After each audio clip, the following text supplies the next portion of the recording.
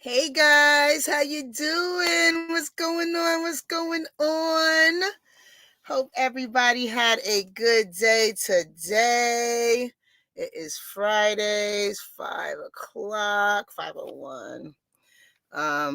What's going on, everybody? Is everybody good? Everybody having a good day? Hey. Plotter, hello. Always first in the building. How are you doing, Plotter? Jamie, hello. Welcome. Miss Gothi, hello. Tahir, bye. What's going on, bye? Now I say it right. Urdu. I speak my Urdu. Debbie, how are you doing? Debbie, how are you? Birgit, hello. Welcome. Clarissa, hello and welcome.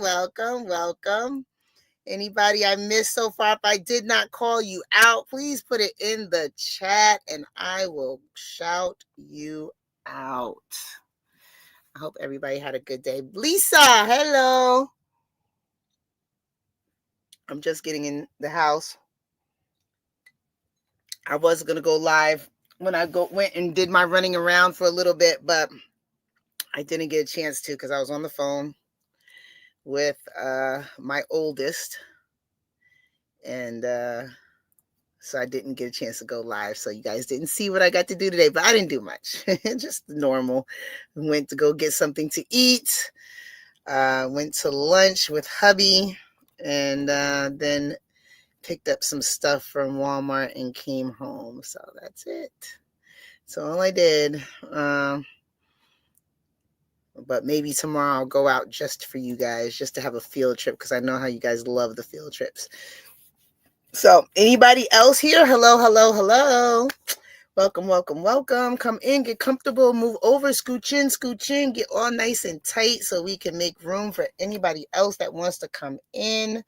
If anyone has texted me or called me, I apologize. I have not been able to get to my phone. So I just, am getting back to it now. So yes.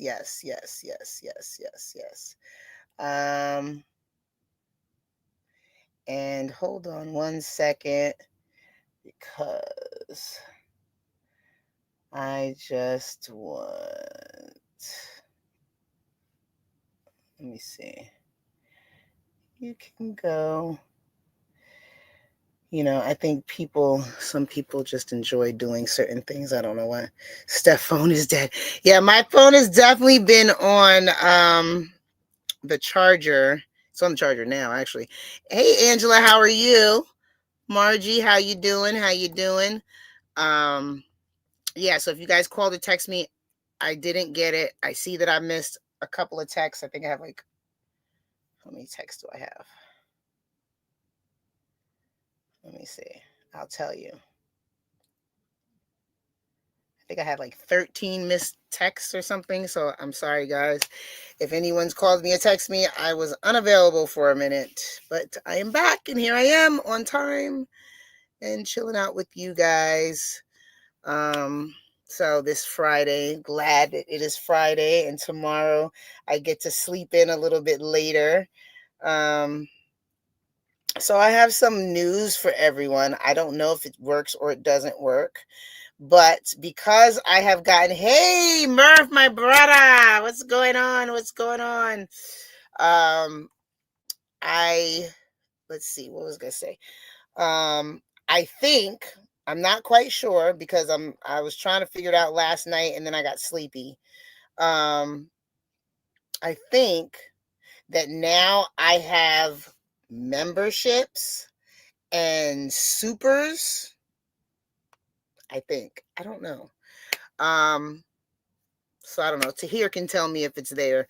If it's there in the chat somewhere, he can see it, because I don't even know where you go for any of that stuff. But because I have 500 subscribers now, I guess I do Tahir? Okay. I wasn't sure if it's something if I had to set it up, or because I was trying to do something But I don't know if I set it up or if I had to click on something else or I had to put something else in. I have supers. Oh shoot! Is that mine? Is that from me, Flatter? Thank you. Oh my goodness! What is this? What is going on? Wait. What's going on? Now is this time out. Wait. You guys are awesome. I don't know what okay, so I don't know what this is. Is this a super sticker or a super chat or a super thanks? Because I don't know which one is what. Now I need somebody to show me what I'm doing here. So hey Flatter. I gotta super somebody. I gotta super something. Oh guys, that's awesome. Thank you. Okay, wait, I gotta go. All right, so you guys will tell me what this is. Margie. Oh, became a member. Thank you, Margie. That's so awesome. Okay, so I know that's a membership. Okay, cool. And this Mary. Oh, thank you. Now this is is this a super chat or a super sticker? I need somebody to explain to me how this works because I have no idea. I was just telling you guys so you guys could tell me what it's supposed to look like because it's a demonstration. Uh, Congratulations. Thank you guys. Thank you. Oh, Angela, you're a member too. Oh, thank you. Thank you. Thanks to all of you guys. Thank you. I had to Google how to get a membership. I mean, somebody tell me because I don't even know what it looks like on my platform. I just know that it said, oh, you can do memberships and you can do supers. And I was like, oh, yay, great. I don't know. And it's like, oh, tell your people. I was like, okay. What am I telling them? I don't know what to tell them what to do. But thank you guys. I appreciate you. I cannot do this stuff. I am on an iPad. Okay. I mean, I have no idea what is going on. Yellow is a super sticker. Okay, so it's by color. It's by color. Is that what it is? So a super sticker. Plotter sent me a super sticker. Hey, Sam, how you doing? We're just trying to work my channel here. I became a member. You can be a member now. I just became a member. You could become a member now. Do I have to become a member? Oh, blue is oh, hold on. I'm trying to get wait, where am I going? I don't know where I'm at. Oh no. Okay. Blue is a super chat. Okay. And now Mary's a member. All right, Mary. All right. Oh, thank you. So thank you, Clarissa. So this is a super chat. I am having an overload. I'm like, what's going on? Wait. I see all these colors. So, okay. So this is a super chat because you can put words in it, right? Is that what that means? And a super sticker, you just put like emojis. That's it. Stuff is having overload. Yes, I am. I am having, because I didn't expect it to jump up. I was just saying that it's up there. And I was going to say, can anybody see it? I wasn't expecting. You see money, it's a chat. Okay. So what is plotters? What's this? What yellow is a super sticker. That's the chat too? Oh, I'm confused. I don't know. All right. I'm gonna figure it out, guys. I'm gonna figure it out. I got a membership this month. Did you, Angela? Wow. Did it pop up or something that you guys saw it? Like, how did you guys know? Mine is a super chat and a membership. Okay. To here, get the sandals out. I don't know. I mean, guys, I've only been like in this YouTube sphere like this for like, I don't even, it's been 2 whole months yet. So I'm still learning. Sorry, don't hit me with no chancletas, please. Please. You can do it on an iPad. Okay. And there's Margie. Okay, so thank you so much, Steph, for what you. Oh, thank you, Margie. So this is a chat. This is a chat because she gets to write something in it. Is that what it is? Oh my goodness, Angela. Okay, so this is a sticker. This is a super sticker. Okay, thank you. So only yellows are super stickers. Thank you so much. Oh my goodness, you guys. Oh my goodness. platter is a super chat, but his is yellow. I don't know. Step is so long. I don't know. You know, because people always say, "Oh, thank you for the super sticker," and I don't want to call out, "Oh, thank you for the super sticker," and it's a super chat or a super thanks or something. Like purple is a love letter. Purple's a love letter? What? What? I don't see nothing purple. Hey, Knowledge Nook, how are you? Come on in, come on in. Don't give money to YouTube, for fuck's sake. I mean, orange means an insult. Orange means an insult. What? Murph, what are you talking about? Uh, I don't know what Murph's talking about. What is he telling? I don't know what he's saying, but I appreciate you guys. Thank you so much. Thank you, thank you, thank you. Orange is not an insult. I don't know who sent me orange. I see yellow and blue and green. Murph gone crazy. Yeah, I'm already confused, Murph. Don't help. Do not help me get more confused because I'm already lost. I'm lost too. I don't get it. New to me. I'll Google it later and educate myself. Murph just confused me. Yes, I'm totally confused.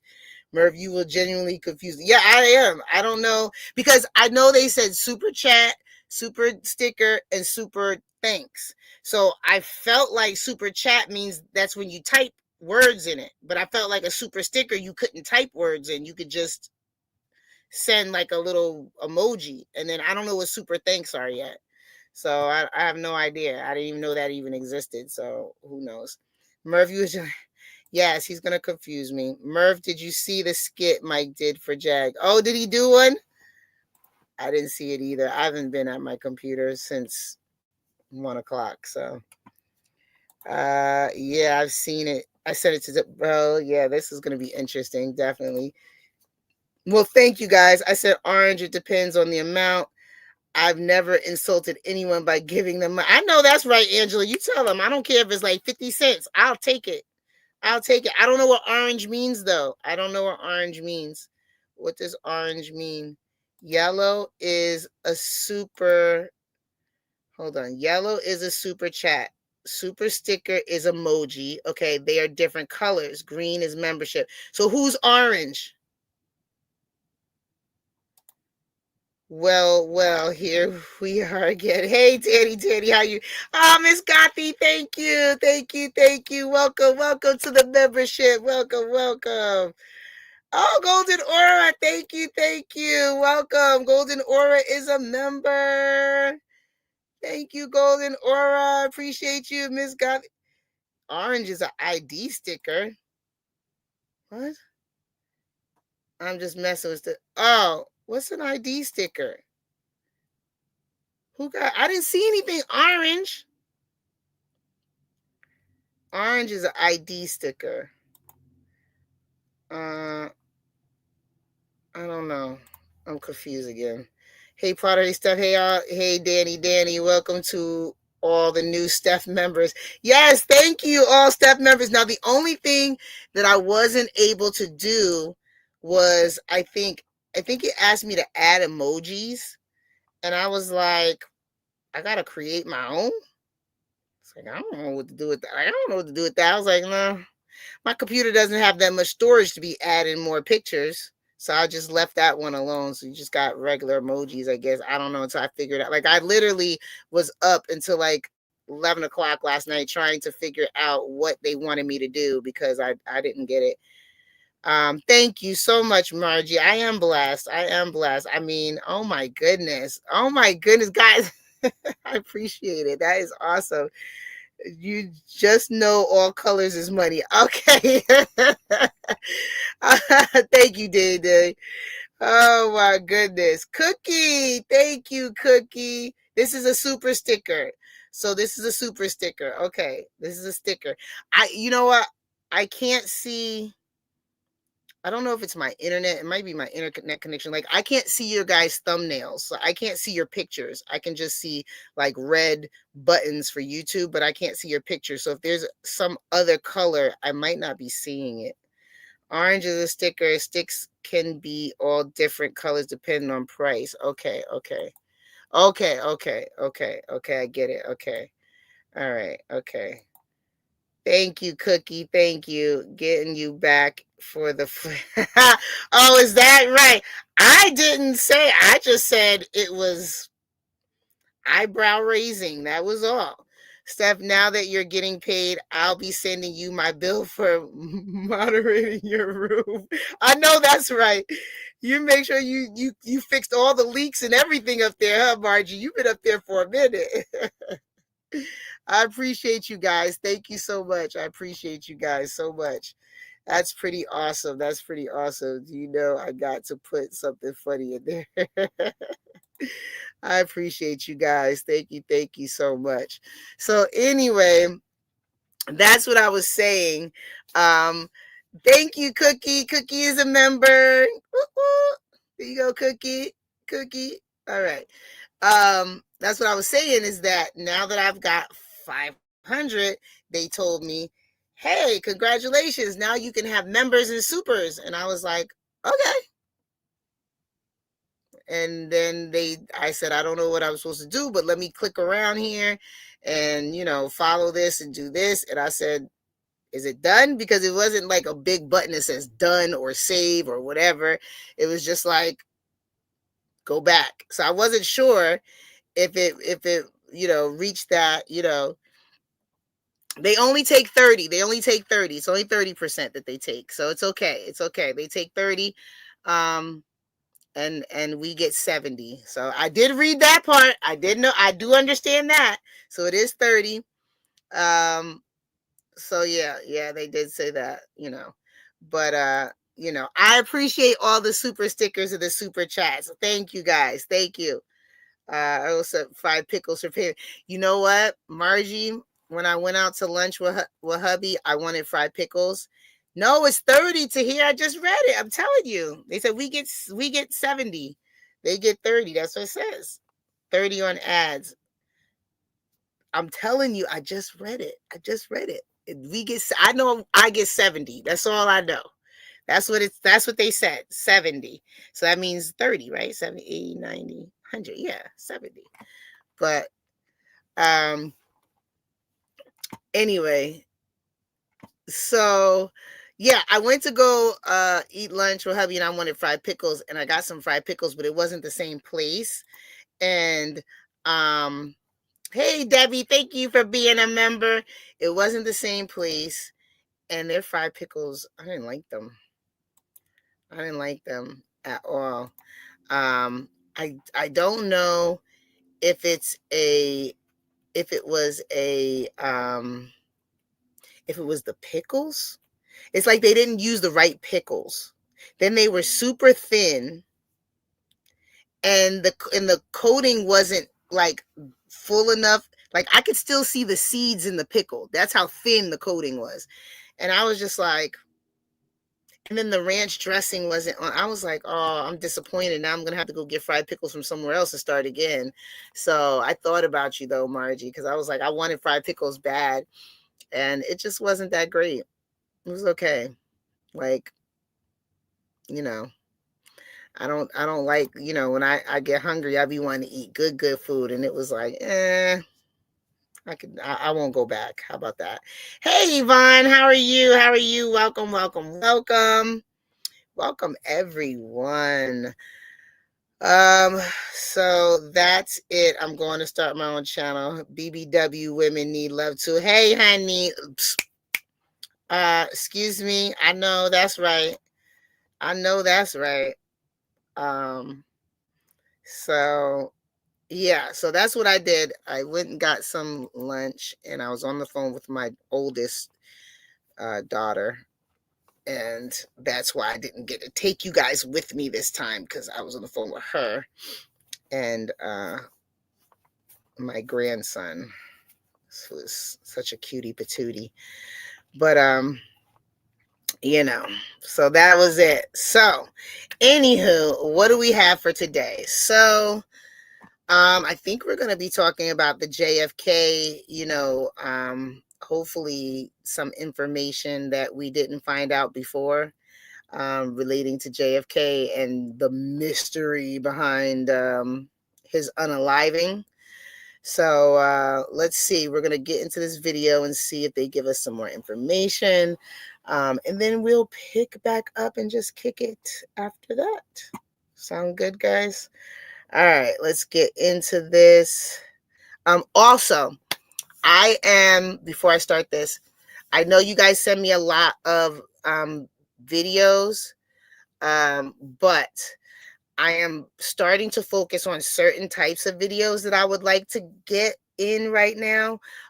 So if there are any videos that you guys come across, and of course recent, like the more recent the better, because we want to kind of jump on it, of children that have gone missing, like from news, like we did the other 2 days, like with the news channels and stuff like that, children that have gone missing or anything like that, please send me those videos, because those are the ones I would like to get out more, being as though we want to focus on the kids and stuff like that. I want to have like a time where I can, and it doesn't, I mean, those videos don't have to be long. I think they're like 2 or 3 minutes usually.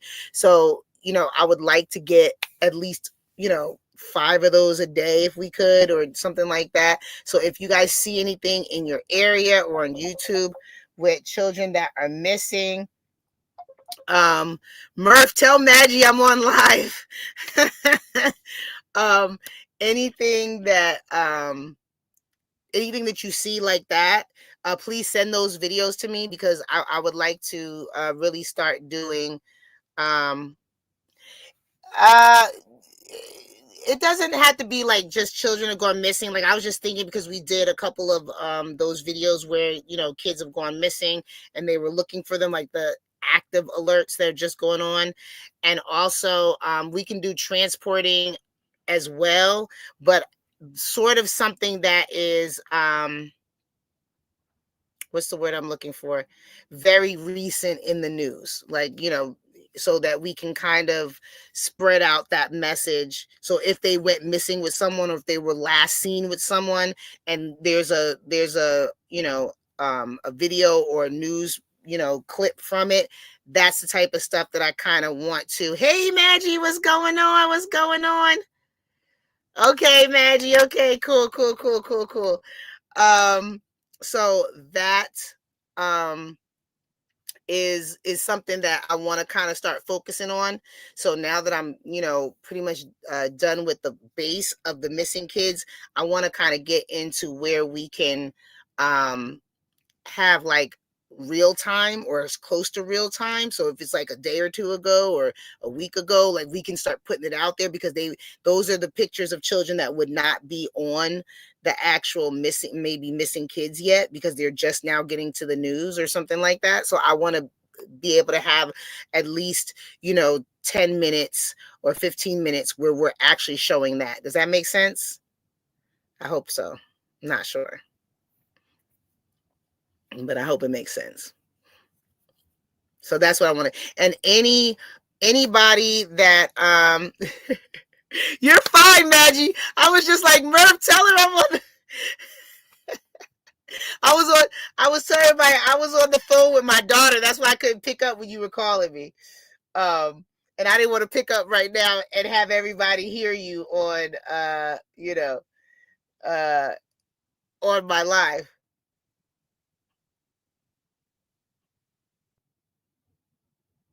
Okay.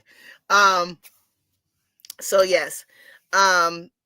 So yes, guys, Maggie, love you. And of course, Maggie, if you want to come up, you're always welcome. Just let me know. I know you're about to probably hop in with Jag in a little bit, but if you want to come up, we can drop the link for you. Just let me know. So yeah, so that's what I want to kind of do, because I want to kind of, get a little jump on it. So if there's anything out there that you guys see, please send it to me. And then we can, at least I would like to do 15 minutes every segment, to where we can do that and take time to, because these kids can be anywhere. However, okay.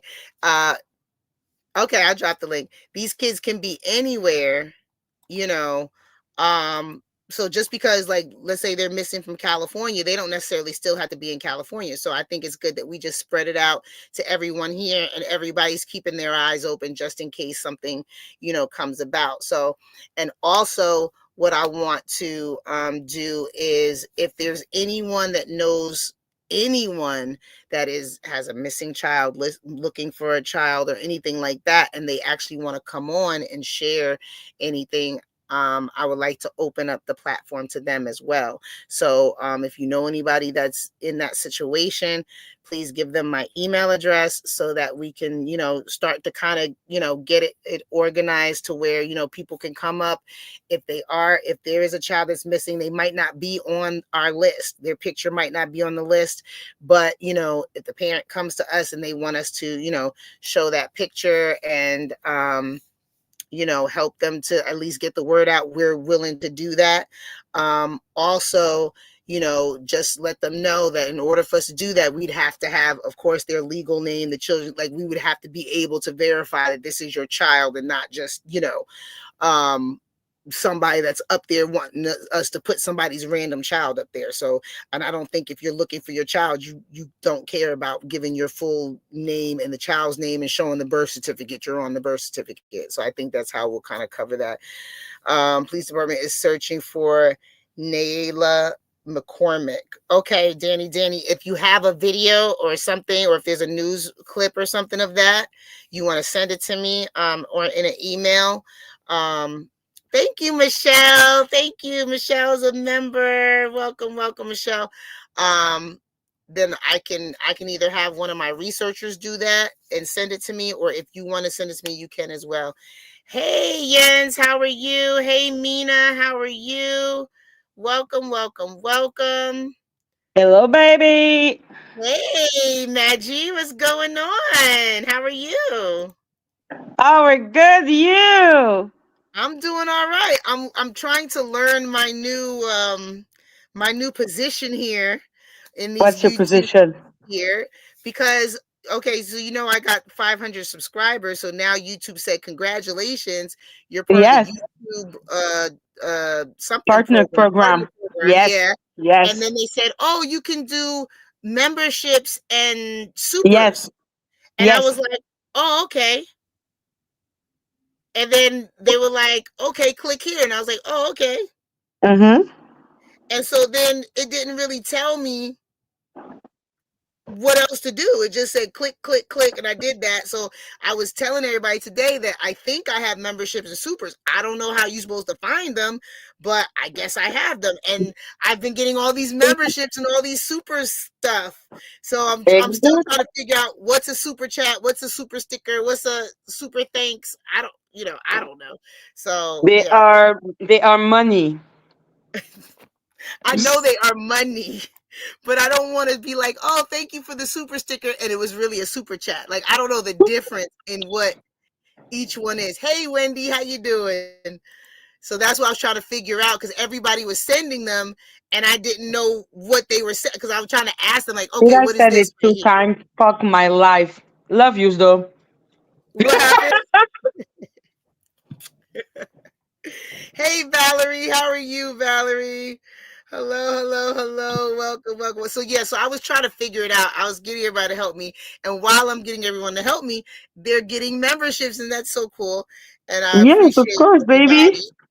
Yeah, I appreciate that. So I'm just like, oh, see, Maggie, okay? So Maggie, all right, tell Mm-hmm. me what this is. That's a super chat. That I say thank you.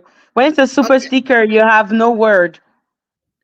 so super chat. I There have a is word. thank you. All right. So super. Okay. So what's a super thanks? Isn't that this? What is a super thanks? I don't know. I Well, at think least that's it's a not super just me. sticker or super chat. Like there's only those two. There's not a super what? Super thanks. They say super sticker, a super chat, and a super Super thanks. sticker. No, I don't know thanks. what a super thanks is, but they said there's What a the super fuck is a thanks. super thanks? I don't I know what a don't super thanks know. is. I don't know That's what it either. says. There's three. No video is a news story from Red means MSN sexy News. love and a membership to OnlyFan. Well, and the regard of all those weirdos, I do have a OnlyFan. Dan, okay, so Danny, if you want to send me that article, that's fine. That's fine. Okay, so yeah, so that's what I was trying to figure out because I was like, I've never heard of a super thanks, but Mm-hmm. that's one that they have up Super there. We thanks, eat never so heard. many. Like, isn't super thanks the big thing? And then under super thanks, you have the choice of super chat and super sticker. I don't know. That's why I was like trying to figure it out because I was like, what's this? I am So so confused. Super I'm confused thanks, too. I'm confused. you I'm getting too. ready to go. My sister just want to say hi. Hey, Mina. Tell your sister we said hello. Hello. Yes, you guys do look cute in green. You do. Oh, Claire, thank you. Thank you. That is a sticker. What's a sticker? Oh, A Cookie sticker says, is a sticker. okay, so this is a sticker. This is what you're saying is a sticker. Cookie sent me That a is a sticker. sticker. No, Okay, so, that's a super chat. ah, I'm confused now. A So how sticker do is I gonna know be what, written sticker. I oh, think. the sticker is written sticker. Okay, Yes. got you. And All then right. the super chat is written something, and that one you can see emojis. Okay, so I thought the super sticker was emoji. Yeah. Okay. I think we're old. Yeah, I listen, I just clicked on stuff and fell asleep and was like, oh, well, we'll figure it out tomorrow. Thank you, Claire, for becoming a member. Thank you. Thank you so much. Red means sexy love and a membership to OnlyFans. What? Murph, I to think the Murphy room. is a little excited. Right. No chicken and beans. I told y'all, no chicken and beans. All right. Oh, fine, Steph. You're so boring. And here, oh, God, here comes Murph. Hello, Murph. Hello. I just thought I'd pop in for 2 minutes just to say I'm sure. hi to my two favourite ladies. Uh-huh. And No chicken and no beans. That's what. Please. Oh I yeah. got enough For chicken and everyone who is beans. in the chat, me and Murph are getting married. Okay, cool. we are Thank you getting so married. much. And there's going to She be has no accepted my chicken and no hand in beans marriage. at the wedding reception. There'll be no what? No No chicken and no chicken or beans at the beans. wedding reception. I cannot promise. I cannot promise that. I'm a freaky person. But Oh yes, like God! I said, Oh God! Ah! This I'm is sorry. my I'm sorry, house, my love. I'm sorry. I'm sorry. I'm sorry. I'm sorry. I'm sorry. I'm not sorry. Margie. You do not want to know what's Sorry, going not on here. sorry. Trust me. Sorry, not sorry. Sorry. It means we like you a super lot. Well, I like you too, Yvonne. Yeah, you guys do not want to understand what's going on here with these two and myself.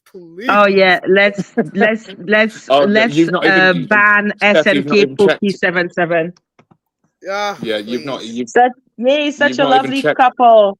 Yes, we have decided to show our love because what's the fucking point anymore? Oh They my will bully goodness. Murph anyhow. Yep. Oh my goodness. And I'm just the Harry Potter of it all. Let me just tell you. No, you're going to be the Steph. You're going to be the one doing the ceremony. You and Jag are going to be doing Exactly. the ceremony. Oh my goodness. And then in the Oh my ceremony, you goodness. can say until you choke the chicken and flick the bean until Ah, the death yeah, do you yeah, part. yeah, yeah. I was just about to say between you two and Jag, I can't uncover my ears. I cannot uncover my delicate, untouched ears. Between the three of y'all, I cannot. Listen, I'm sorry that we are getting married. Oh my goodness. Oh my goodness. Uh, Thank you, if Jens. only, Thank if He only, just needs to you. learn French. At least a little sentences to say hi to the mom.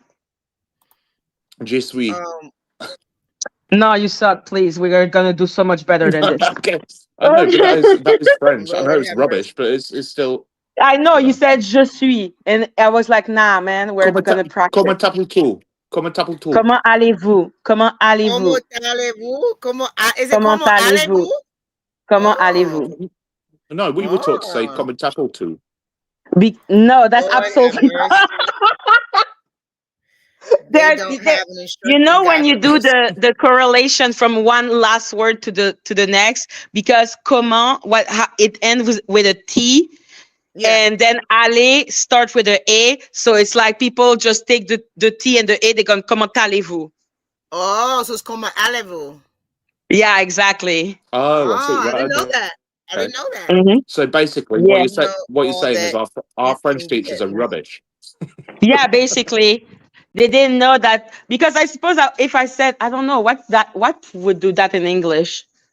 Like when you take the last letter from the first word and then the Like second, you took. like conjunction. I don't know how to call it. Yeah, thank you, Jens. I can't unhear it either, and I don't want to hear it. I mean, What you So don't want to it's hear about silent. choking the chicken and Silent letters. no, we don't want to hear about chickens. We don't want to hear about beans. We don't want to hear how about no about tossing the chickens and no salad? beans. No chicken Bean and free. no bean. A La la bean la free. la la la la. You know what la Okay, la la means? I bet we cannot talk about the number 69. Is that correct? La la la la la la la la la. No, How can you we'll come over here and troll me on my we'll own save channel? we'll save the beans and the chickens for the honeymoon. Lord, you I see am how they do me? I go We over there, are I behave absolutely myself. adorable. I We're living behave our myself, love and I go in visit. plain sight for everyone to see. Oh my goodness. You see that? Every time I go Hmm. visit, I behave. I sit with my hands like this. We're I don't literally push living in nobody Game of out. Thrones. They come over Hmm. here and troll me. Congratulations, Murph and Maggie. Yes, Murph and Thank Maggie are you, getting thank married. you. Not the Yes. chicken. Yes, I've heard about.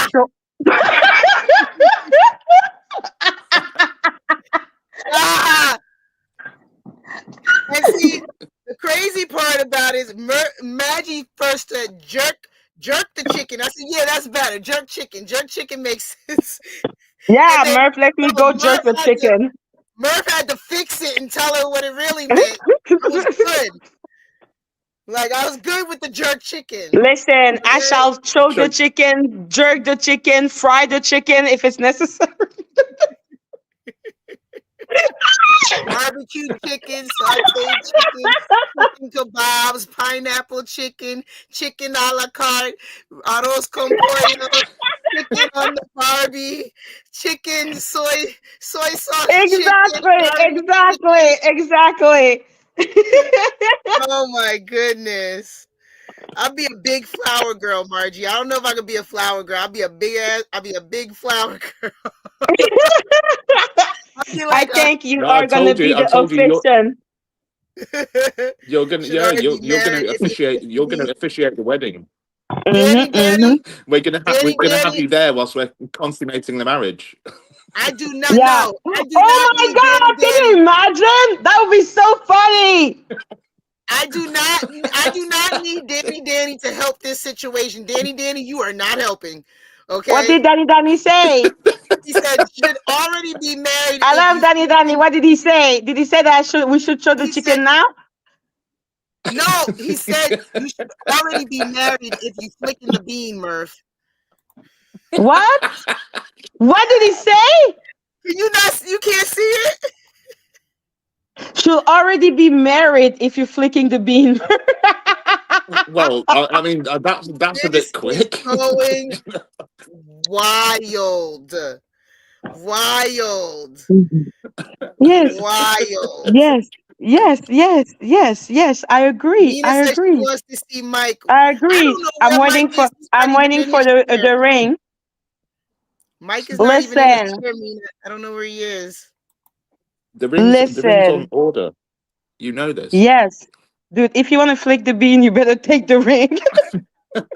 Lord, Lord, Lord, Lord, help me. Hey, Star. Oh, Hey, oh Summer. my How are God. you? Yes, Jesus. I'm so sorry. We are living in sin. Ay, Dios mío. Somebody We help me. definitely are. Yeah, it's Oh my terrible. We're God. thinking about sex while not being married. It's bad. How very dare we? How very dare we? I'm telling you, between Oh, these two poor and Chad, Steph. with the information that come, I don't want to know no more. I don't want to know no more. I I've don't learned want way Oh to too no, you're much. gonna know know. more because we've got we've got a private group, and you know that you're going to know more. That is That's the true. problem. I think one of That's the my last messages problem. was literally, "Let me choke the chicken." Lord Jesus, help me. Stop jerking. Right, right, right, Plotter. Stop jerking the right. Stop. Right, please. No more chicken. No more beans. No beans. No chicken. Nothing. No black How beans. No about red 60? beans. How about Pinto beans. 69? How Ay, about Dios mío. 69? No numbers. No numbers. Okay. How about Please. No numbers. Nothing. yes, Oh my casually jerking the chicken goodness. and flicking the bin. It's Friday. Yay! Oh my goodness. This is definitely a Friday that no one will ever forget. Because Yes, let of me course. tell you, I love putting the ladder up. Margie, just putting the ladder up. A lot of people need to be on that roof with you, Margie. I'm gonna send these two to the roof with you. Cause good grief. You see, people agree with me and Murph roasting the chicken. I agree with that too. I Now you're understand. roasting the We chicken. need to Now we're open an roasting. OnlyFans. We're gonna open an OnlyFans. Lord have mercy. We're gonna call it Swirl. Oh my God! I know what we're gonna do. I can't even. I'm about to get kicked. Listen, you're about to mess. My internet won't even keep up right now. I don't even Next know time where that I'm Steph at comes in on, and here. me and Maggie. Oh my God! Steph's Stat, going to stat, start wearing stat, ear stat, defenders when we're stat, on here. stat, stat, What? stat, stat. I promise that we're gonna stop. But I did call to be like, look, you know the thing that I'm never gonna let go until me and Murph are married? Oh yes, Jesus. I'm gonna continue not to let go until we're married. I know. Thank Jesus. you. She gonna Oh, walk down the don't. aisle and hand out pamphlets explaining why she's not letting you go until she says I do. Yeah. Like the ring, do you take him as your husband? I'm gonna be like, bitch, remember when you did that? Ay, ay, ay. Oh my God, Steph got Yeah. monetized for half a life. Oh my goodness. Oh my goodness. You see that? They come over here and they act up. See, isn't it much more fun coming to somebody else's channel? It's so much fun Listen, coming to somebody listen, else's channel. It is. I know. I know. listen, You listen, listen. sit back. You get to sit back and relax. Hey, my We're aunt, relaxing, we're relaxing. Listen. my aunt Exactly. Carol. I'm saying hi to people.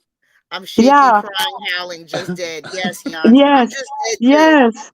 Yes. You're shaking and laughing because you're not in the middle of that triangle having to listen to two crazy people talk. Yes.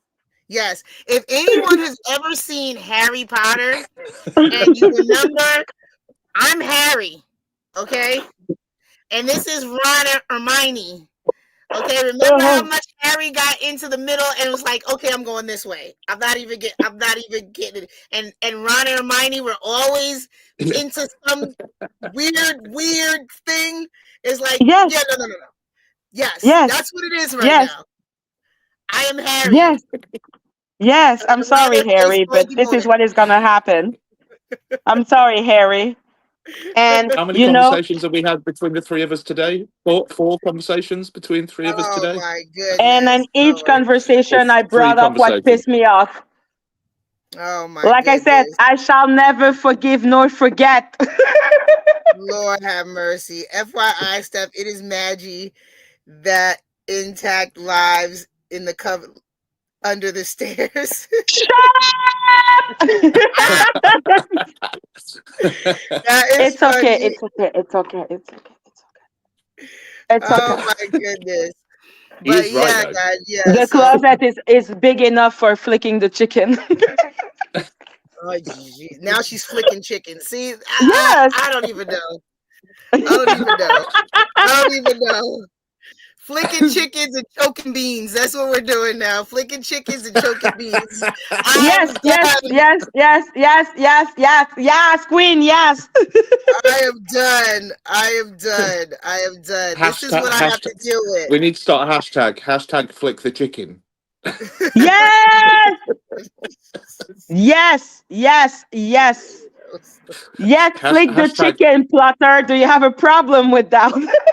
Oh my Move the goodness. chicken. hashtag, Oh my hashtag Steph goodness. no numbers. My pobrecito, mi orejas. Oh. Oh no. Oh no. Oh, my I'm poor sorry, not ears. sorry. I'm sorry, not sorry. You Oh know yeah, what? no, don't worry, don't worry. If we had only family and Murph would be rich. Right. So Like, look, Flutter, gonna get canceled for flicking chicken. right. YouTube's gonna be like, I don't know what the hell they're talking about, but it's not right. Strike. Strike. What are they saying I don't about know the what that chicken? means. What are they saying about the chicken? Protect the chicken. Right. They're gonna be like, no, they already got bird flu, and now they talk about flicking chickens and chicken beans and oh Yes, my yes, goodness. yes, yes, yes. I'm gonna get a strike for chickens and beans. I'm telling you. They're gonna be like, that is a no. You cannot say chicken and beans on YouTube. Okay? Good Why grief. not? Thanks, YouTube. Like the Why video, not? get free lessons on chicken flicking. Why are you so Again, funny? I can cook dinner like this. Listen, it's not my Oh fault my if you know I got annoyed and then got possessed. That's Maggie is not my a fault. real Haitian woman. That's all I will say. She's a real Haitian woman. Yes, And I'm Creole. You don't and remember the last time something happened? We went in revolution. Murph is a deer in some bright ass headlights, and for some strange reason he never wants to get out the road. He just wants to continue to stand like a deer in the headlights in the middle of the road with Am I Maggie the driving car the that is car. supposed to go toward the deer? Right, Maggie's Am I the driving the car? car, Am I the car? and he never jumps out the you're, road. you're not the car. Am I the car, miss?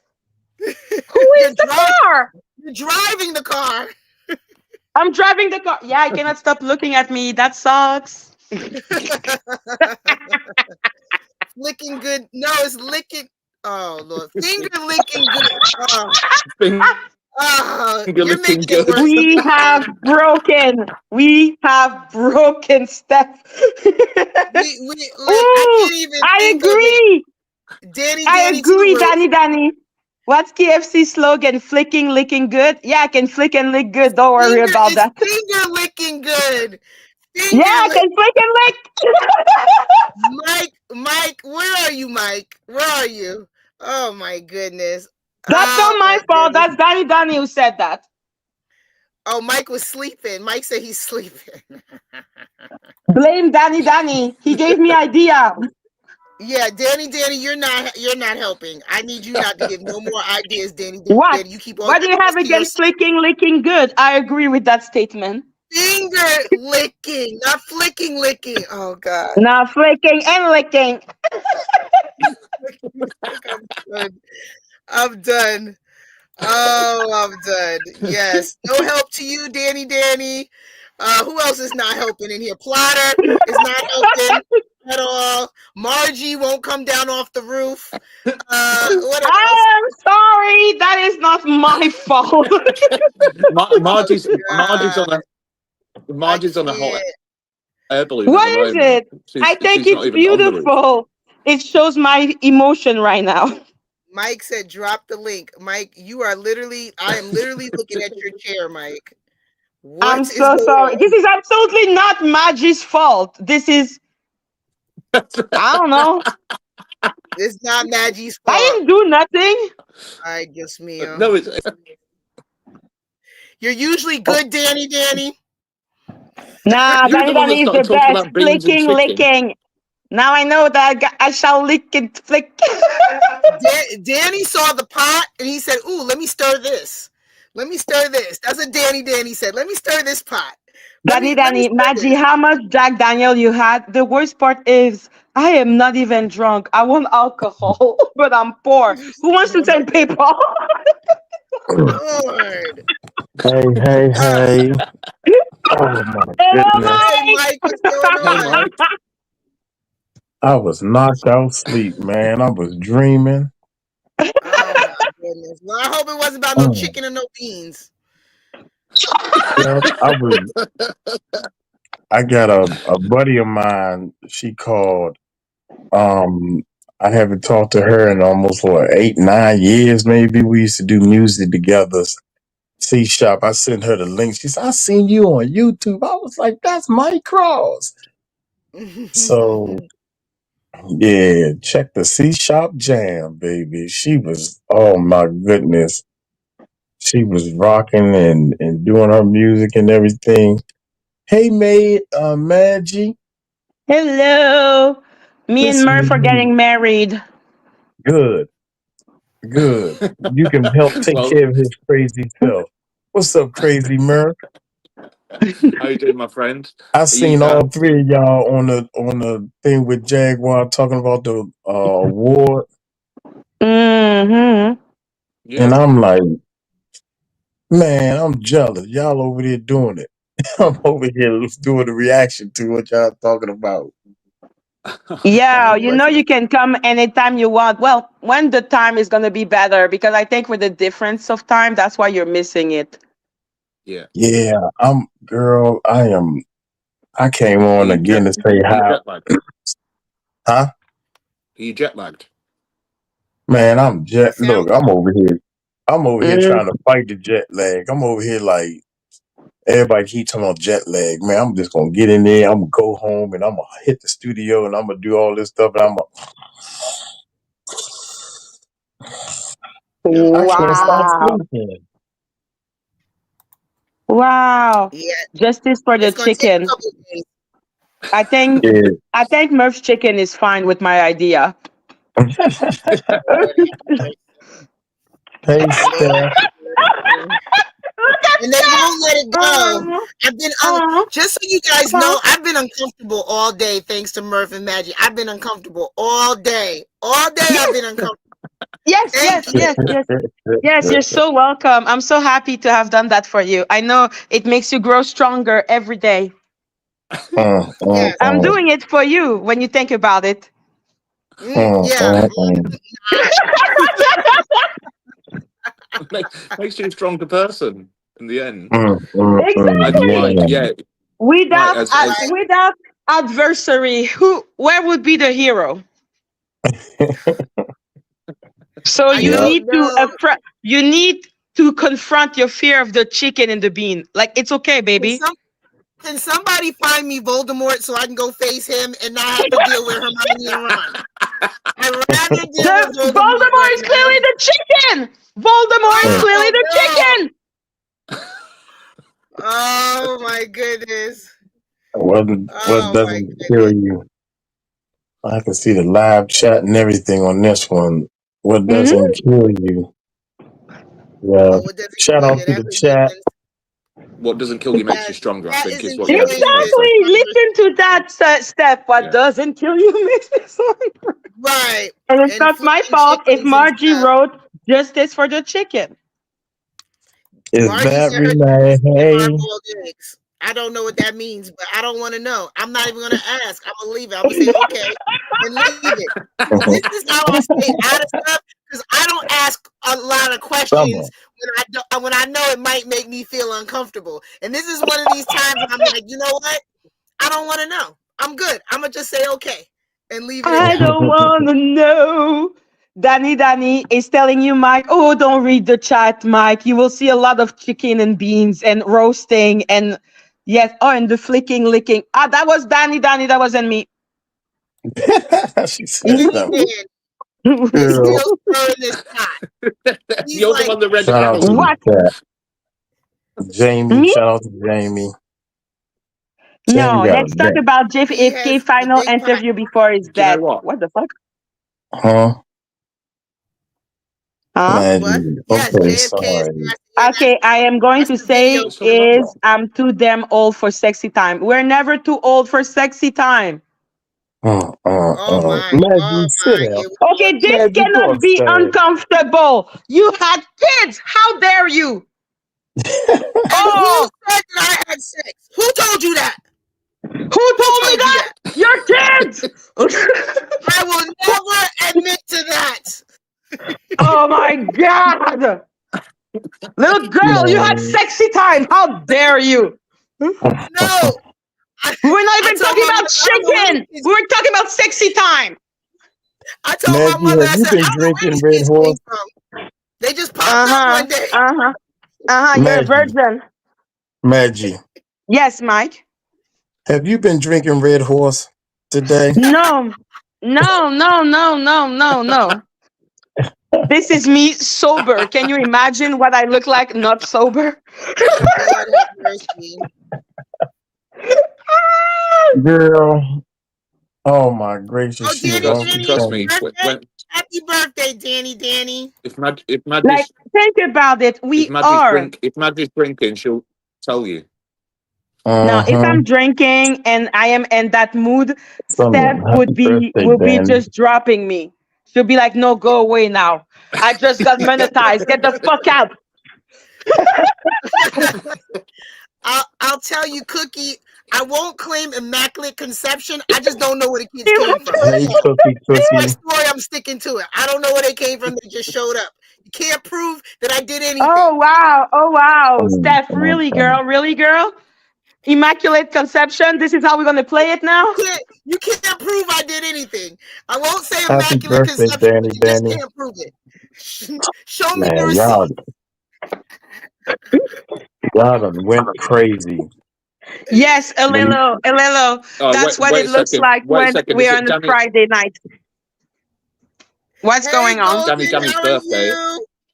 Hello, Golden. Danny's birthday. Hello. Danny's birthday, people. Happy Happy birthday Yes. to birthday ya. to you. Happy happy birthday to birthday ya. to ya. Happy Happy birthday. birthday. Yes, Danny. Yes, the stork. The stork. Why not? I mean, that sounds right, doesn't it, Danny? Danny? So you had the Okay. Immaculate Conception by Stoke. Is that correct? Yeah, the stork had the immaculate conception. They just dropped them off because they ain't nowhere else to put them. I guess I don't know. So your child was a bird, if I understand correctly. Um, the Music It was Recording dropped off by Network a bird. It gone wasn't. Her wild. child wasn't a bird. It was what? Oh Are God, we sure it wasn't a It was bird? Are we her sure? child. Lord have Well, mercy. well, yes, it was dropped I off mean, by a bird. That's I what hope it we wasn't a learn as But kids. chicken. the That bird had That's Immaculate important. Conception. It wasn't a chicken. I know that much. Whatever bird it wasn't a chicken. It wasn't a God, chicken. is it a bird? Is it a plane? it had nothing to do with any chickens. No, it's. Have you read Plotter's comment? Is Yes, it a happy bird? Is it a birthday, plane? Danny. Danny, happy birthday. So, Yeah, happy Steph, are you birthday. like traumatized by Plata. chicken What's up, now? Plata? Do we need to I'm make you some traumatized. therapy? I'm traumatized by chickens, birds, And beans. and anything that And you, beans. Murph, or Jag say that I'm not prepared for. I'm automatically traumatized by the three of What you. did Zach say that was so Dee traumatizing, Steph? Oh God, I can't even.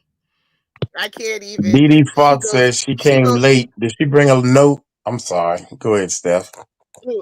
She goes left every now and I'm like, Jag, no. At least you guys Mm. have a meal plan.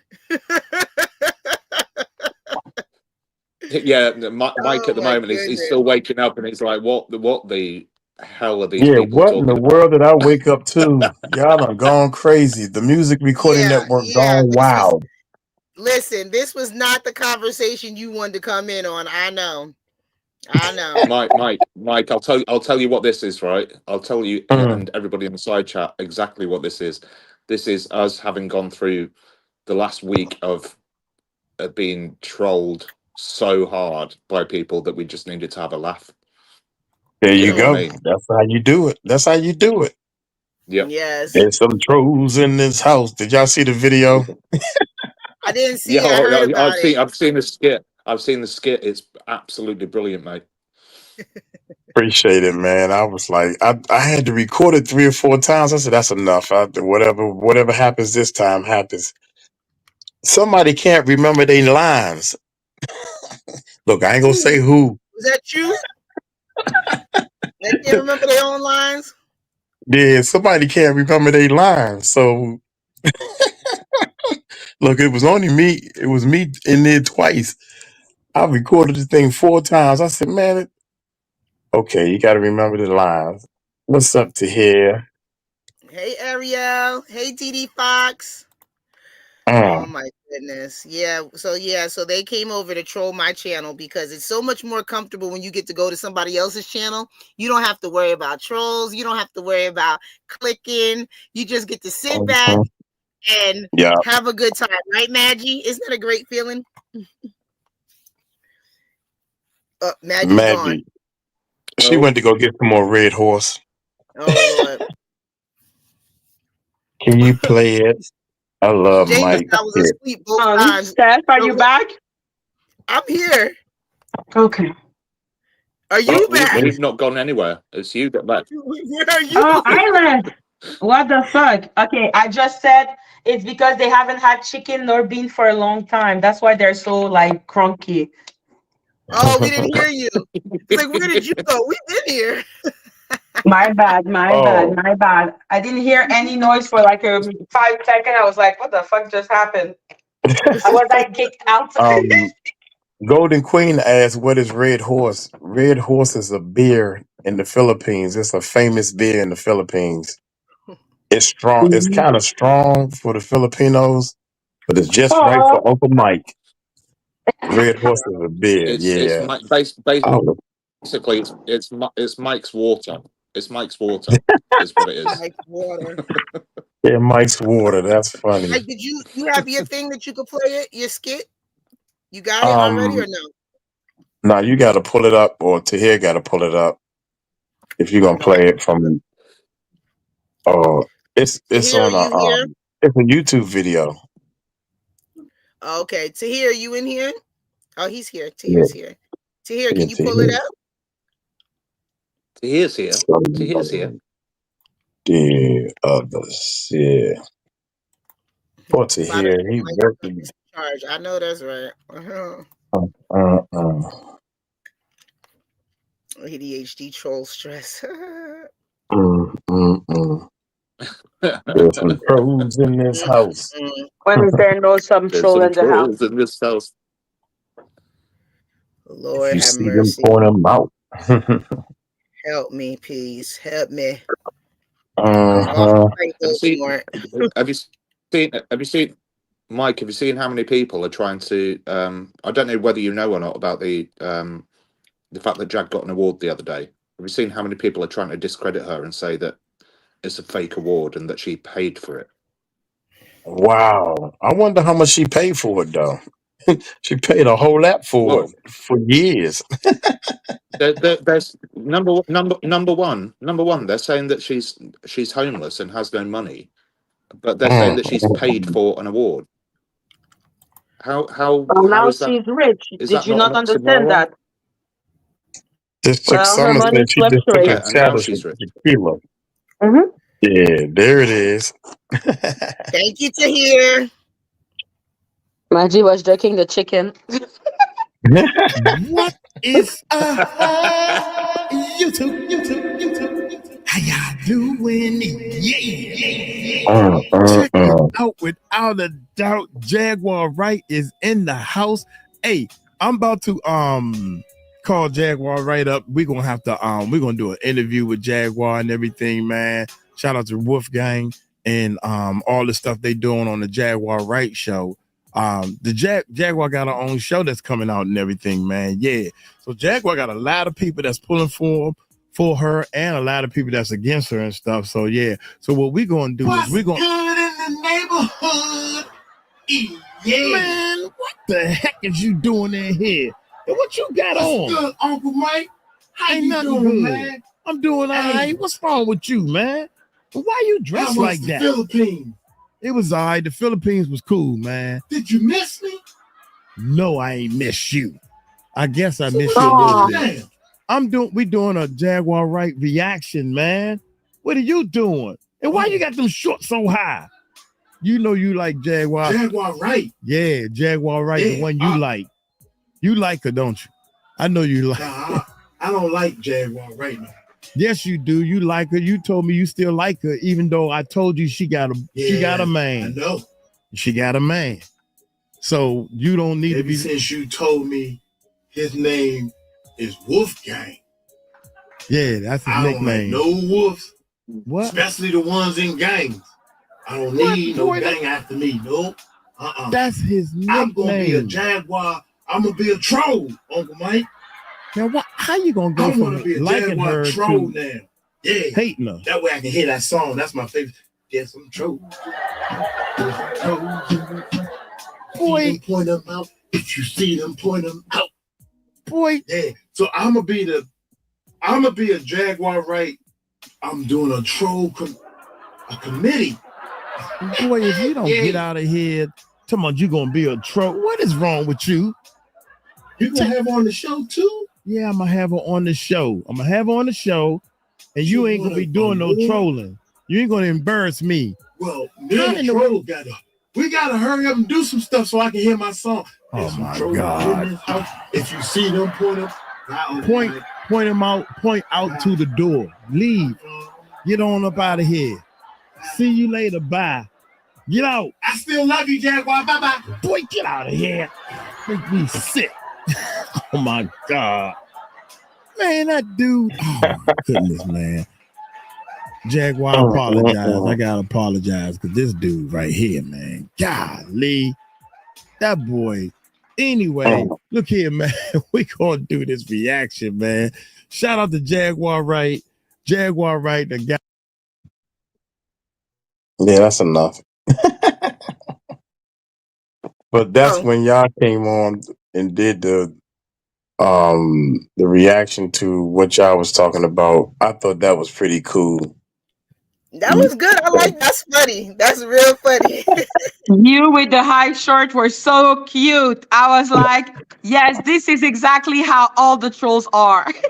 They were old lovers. They're like, fuck, Wolf came out. I don't want to be there anymore. Like, I'm gonna be a troll so I can hear the song. Lucky. Yeah, I want to be a troll so I can hear the song. I'm a troll. There's some trolls in this house. Man, that's pretty cool. Man, I love when Jaguar was talking about the people. She was referring to herself as a train, and she said, "I like all the people who are donating coals to get the train to go down the road." That was incredible, the way she said.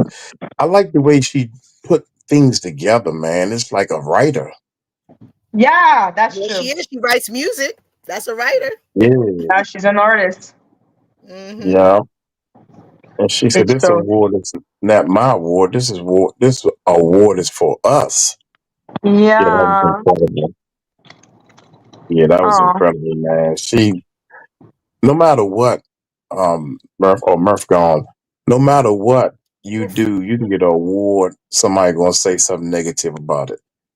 Always. The bigger you get, this is what I keep telling Stephanie. The bigger you get, the more trolls you're gonna have.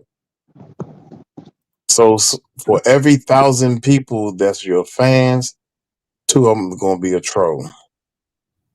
So you do the math. The trolls speak bigger. They try to speak louder. And I call them my haters. And I used to say that we don't even see the haters in the rearview mirror no more. Shoot, I remember when we was trying to reach 10,000 subscribers, and one of our haters had a channel that got 10,000 subscribers. But now I think he got 15,000 subscribers, and we over here past 400,000 subscribers. So we can't see him in the rearview mirror no more. That's how far away we are from him. Yeah. Mm-hmm. Okay, y'all. Now that Murph back, I'm about to leave. I gotta go to sleep. I don't know why I'm All so right. sleepy. Why am I so sleepy? Summer. Because you just got back from what's it called?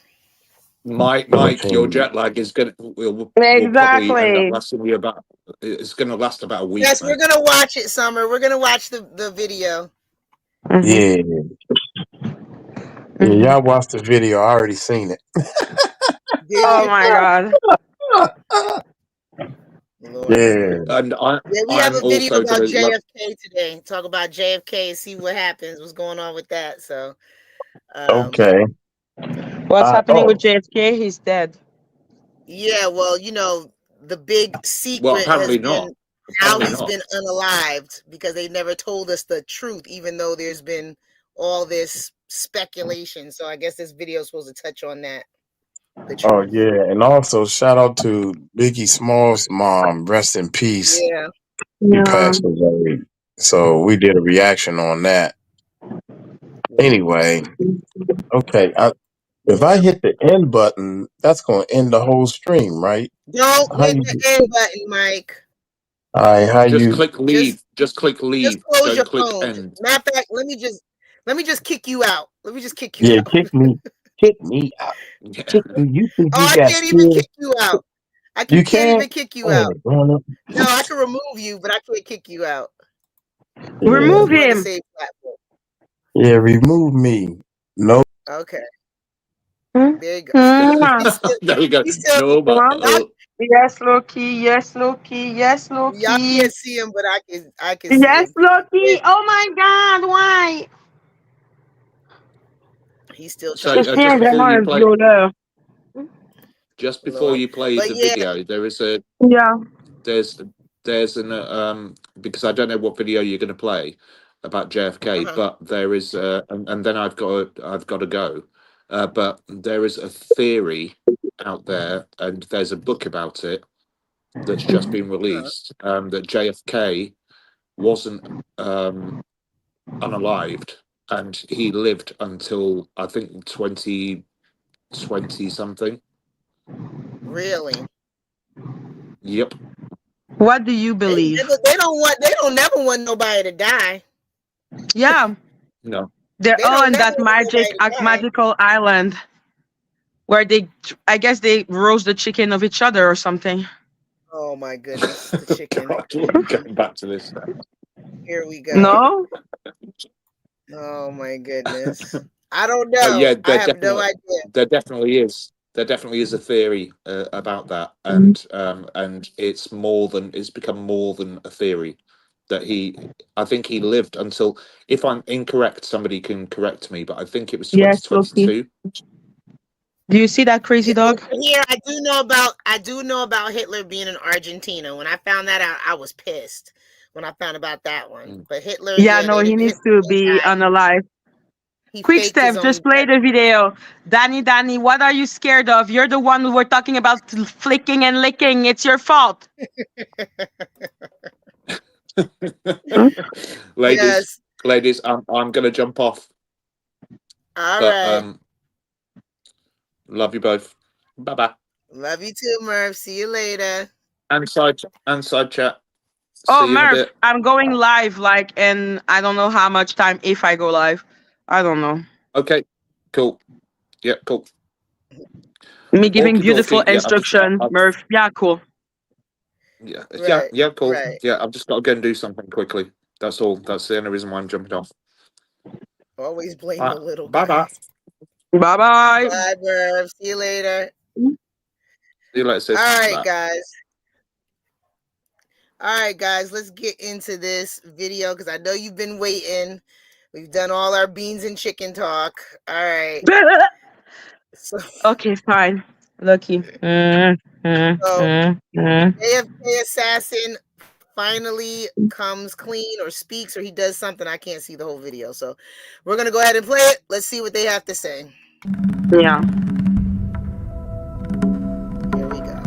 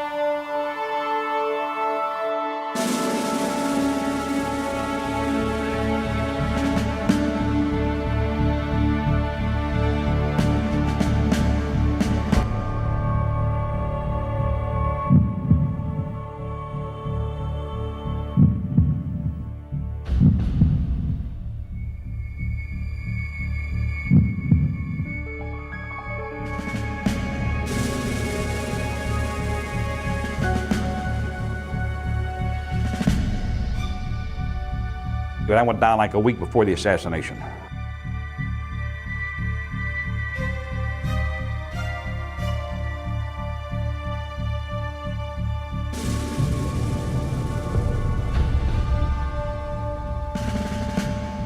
The purpose of that was for me to go to Dallas, look over the area, learn dead-end streets, railroad crossings, time for train crossings.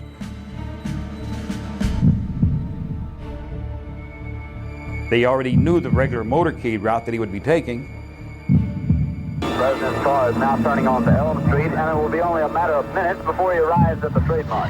I said, well, the spot I like best is up on the grassy knoll behind that stockade fence. He says, why there? I said, I got the railroad yard for cover.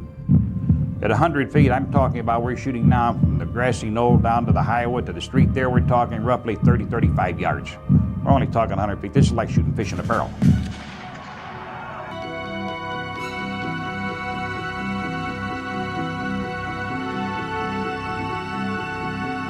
As I was walking away, he told me, don't run. He said, just walk away natural, Jimmy. He said, don't show no attention. The President of the United States is dead. It's official, as of just a few moments ago. There was nobody behind that stockade fence but me at that point. Nobody. All the time I was there, I was alone. I'm fully in now, North Parkland Hospital, coming to the approach. An officer waving me down. He's waving me around. There's a cordon. There's already a cordon of police officers. There's a bullet right through the head.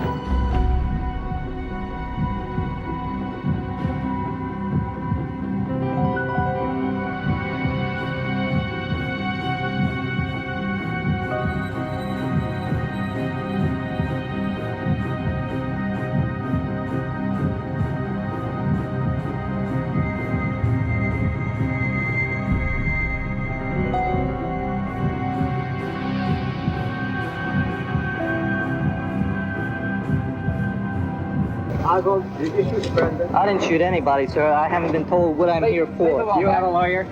No, sir, I don't.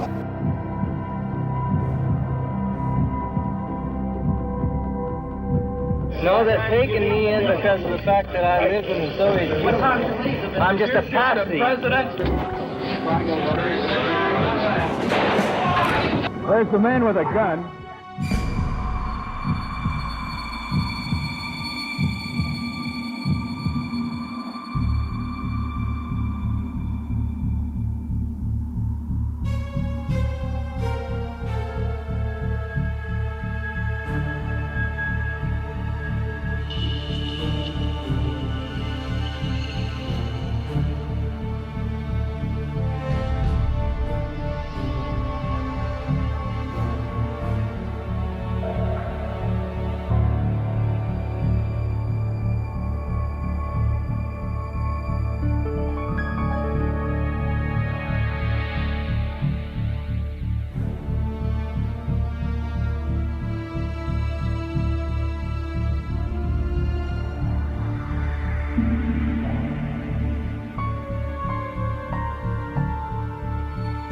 I'm fixing to lose my fill of fire.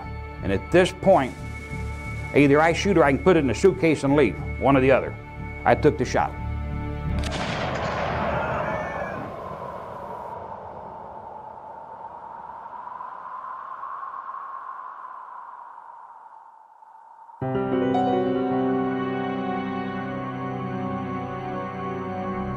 What is your real name? My real name is James Sutton. And you were born when? I was born January 24th, 1942 in Alabama. And if you find my birth certificate, it will plainly state deceased at birth. How was that arranged? I have no idea, but I was trying to get a birth certificate for my own records, and they could not locate one at first. And the lawyer in Alabama went through everything, went to the Capitol, and when he got through, he found that 3 months later, I had a birth certificate in there that says deceased at birth.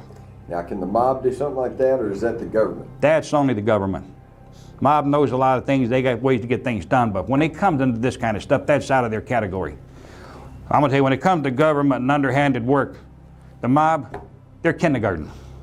They're kindergarten. I might upset a lot of people in the family saying that, but they're kindergarten when it comes to working with the government.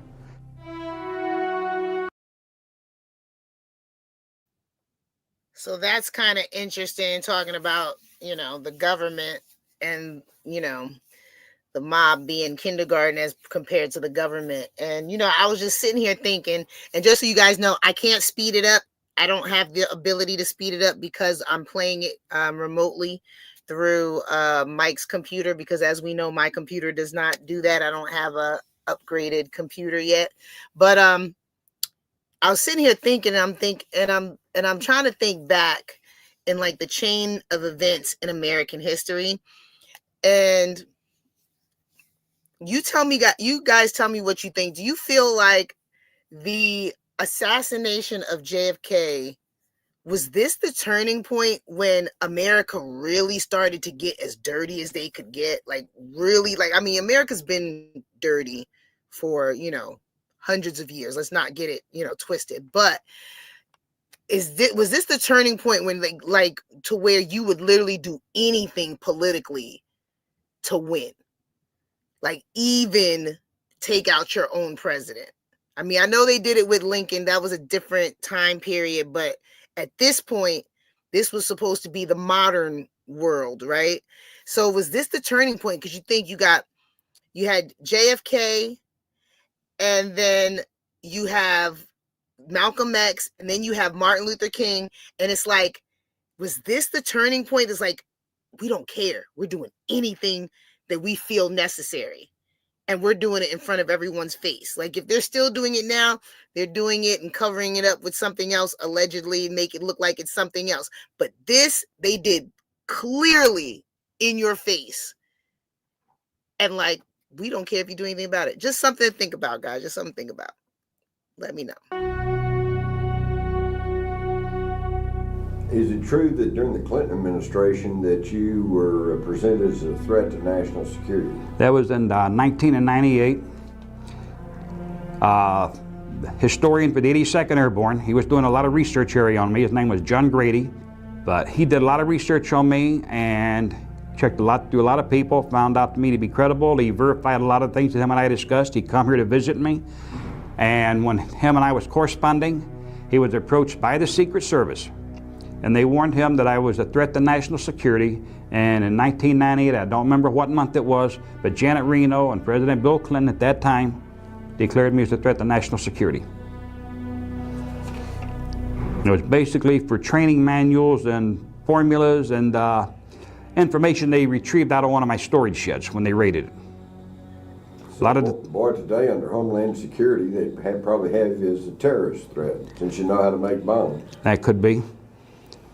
I know there is a U.S. Marshals detaining on me at this time. U.S. Marshals what? There is a U.S. Marshals detaining on me at this time.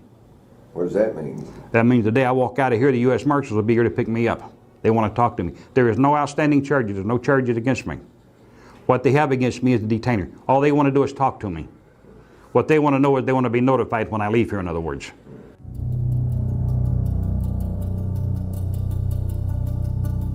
When Joe West first originally contacted me here at Stateville Prison, I was on a visit. The counselor came in the visiting room where I was at and stated that she wanted me to come out and make a phone call. I told him, you have 3 minutes to convince me why I should talk to you. As Joe started talking to me, I told him, I said, whoa, stop. I said, you're on a lot of touchy spots. I said, these phone calls are recorded. Every phone call going in and coming out is recorded. If you want to talk to me that bad, then I suggest you come and visit me. Joe West had me put him on his visiting list. He come up to visit me. The first day, I wouldn't even talk to him about the Kennedy situation. We got into sports, weather, generally about prison, local things till I got comfortable with him. The next day, after I thought it over all night, Joe West seemed like a pretty nice guy. I really liked Joe. He had a magnetism about him. The next day we sat down, we got serious, and then we started talking. Oh, I asked him, he said that someone had informed him that I was there. He said he had a reliable source. And I didn't know for quite a while who that source was. It was quite some time later before I learned the fact that the FBI was aware of my presence as early as 1964. Because I never knew that anyone ever knew about me. But Zach Sheldon, from what I understand, and I'm only quoting this from hearsay, that Zach was the one that stated and gave me to Joe West the information on me, that I was in Dealey Plaza. Well, the whole thing is, like with Joe West died. He passed away, never knowing that I was one of 2 shooters there in Dealey Plaza that day. Joe West never knew I was on the grassy knoll. Joe West had the case in court. He wanted to exhume John F. Kennedy's body. And that's what he was fighting for. And at this point, when I talked to Joe West, I explained to him that John F. Kennedy had been hit in the head with a mercury round, a special load. At this point, I explained to him he can use this in the courts to have the body exhumed because there would still be traces of mercury, because the traces of mercury do not disappear. It'll always be there. And so this is what Joe West wanted, to go back with more evidence and use this to get Kennedy's body exhumed, to look for traces of mercury. And the court had accepted his case. The court had accepted his case. But with his death, the case died.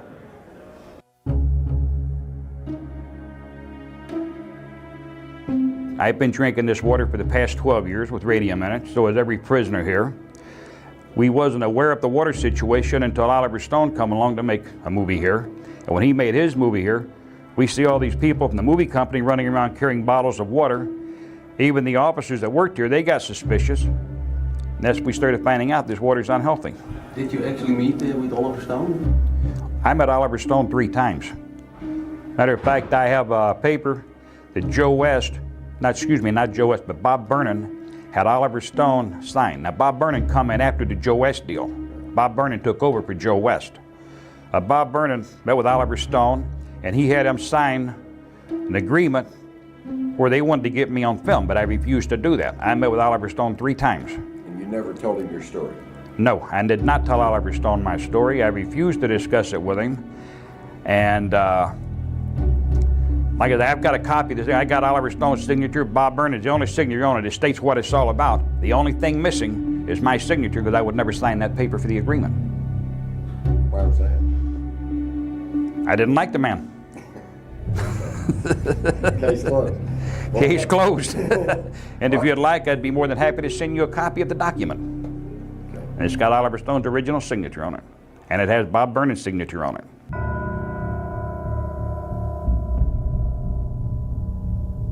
The first time that I knew about anything being planned on Kennedy, I'd heard a lot of rumors that nobody liked Kennedy. They wanted to kill Kennedy. They wanted to assassinate him. They wanted to do everything to the man. Let every nation know, whether it wishes us well or ill, that we shall pay any price, bear any burden, meet any hardship, support any friend, oppose any foe, to assure the survival and the success of liberty. I was upset with him over the Bay of Pigs, but I never paid any attention to any of this at first, because, you know, everybody talks. Somebody gets mad at somebody, and right away, and I'm going to take this guy out, I'm going to take that person out, woo, woo, woo, woo, you know, a lot of barking, junkyard dogs barking, you know. But I was sitting in the Harlow Grill that evening, playing the pinball machine, not the flipper kind, the kind with numbers where you gamble on and you put about $10 in to play a game. And Charles Nicoletti walked in, a man that I did a lot of work with, a man that I respected. And he walked in the back room where I was at, says, "Jimmy, let's go." I said, "I'll be with you in a minute."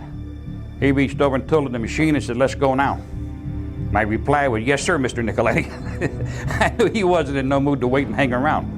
He said, "I want to talk to you." I went out, I got in his car, and we went for a ride. And he told me, he says, "We're going to do a friend of yours." I'm talking about President Kennedy, JFK. And I looked at him and I said, "What?" He says, "JFK." He says, "Your buddy." I said, "Well, he just busting, you know, giving me a hard time when he knew JFK. He knew how much I disliked the man." And I looked at him and I laughed. I said, "Okay, fine with me. You get in arguments there." And at this point, I still kind of thought, you know, he just joking with me. But then he got real serious about it. So then we started talking, and then he told me, he says, "What I'm going to want you to do," he says, "I'm going to look around." He says, "We'll search the area around the town here." He says, "You know everything pretty good," he says, "and see where we're going to do it at, what kind of weapons we're going to need, and other things like that," he says. And he mentioned, he said he was going to bring Johnny Roselli in on it. Fine with me, you know, I don't care who we work with. You know, I like Johnny, I had no problems with him. And originally we'd planned to do it in the Chicago area, but certain people didn't like that idea. Certain people high up in organized crime, they wasn't too happy about the idea of having something like that happen to that magnitude in their backyard, because they figured Bobby would really be down there, you know, and they already had their own little private wars going. So then we put it off, and this is like 6 months before the assassination ever really took place. So we decided, well, we'd take. They were smart enough to know they ain't want no more heat in their kitchen. They were like, you ain't about to do that over here. Had the feds over here going through all our stuff. Like, no. Fuck no, man. Fuck no. Like, What the fuck? Not doing that. Not doing Why that. is nothing freaking straightforward? What you mean? Like, I thought that his assassination was pretty straightforward. Now there is like another mystery. Oh, no. See, now the one thing about American politics, allegedly, is that nothing is ever straightforward. Nothing with America is ever what we see. It's always something underneath that it really is. Like, and that's the frustration, and that's the reason why, you know, people are so, you know, hesitant to trust anything, because they're always lying to us. Like, they're always lying to us. And, you know, and not only lying to us, but forcing the lies down our throat until we take it. And then when we take it, they're like, oh yeah, 20 years later, it's like, oh yeah, that didn't happen like that. Like, what? So yeah, it's never straightforward, never with us. So unfortunately. Edinburgh Lost, thank you for becoming a member. Thank you so much. Welcome. Aww. Let's Steph is making those money moves. I like that. I had no idea it was going to Texas at that point, because they didn't know where he was going to go. They were looking for an area to go. They had several different locations. There was New Orleans, and I don't know, there's other places he was going to. But when it come down to it, I had been told there was places that they had planned to do it. Other people had been authorized, you know, stuff like that. Just different rumors you hear. How much credibility is to it, I cannot say.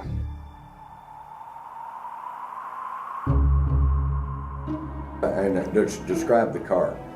The car was a 63 Chevy two-door Burgundy. Chevy Impala. With the special compartments. Oh, we had the special compartment, the dash. We had the back seat, you could take that off, pull the bottom part out, then you raise the back up, snap it off the little clamps, take that out. We had the springs removed behind the seat there by it. And we had little racks welded in there so we could mount weapons in there. Okay, so now you got your weapons, you got your loads, you got your car. How did it come together after that? Well, just before I left, final instructions was, Chuck told me, he said, I want you to leave first thing in the morning. He says, and I don't want you driving at night. He said, I want you on the highway with a lot of traffic during daytime where nobody pays any attention to you. Let's go back. Give me a date or approximate date. I don't remember the approximate date, but I went down like a week before the assassination. I want to say I was in the Dallas area 5 days before the assassination took place. And what was the purpose of that? The purpose of that was for me to go to Dallas, look over the area, learn dead-end streets, railroad crossings, time for train crossings. They already knew the regular motorcade route that he would be taking, and they had already looked that over, and they wanted to see if there's any better places, and a lot of people had already decided on. I'm not the one that chose Dealey Plaza, but I was told to look it over very close and look and see if I thought there's any other place better. And I did the whole area from the route they had. All the way through, I had Lee Harvey Oswald with me.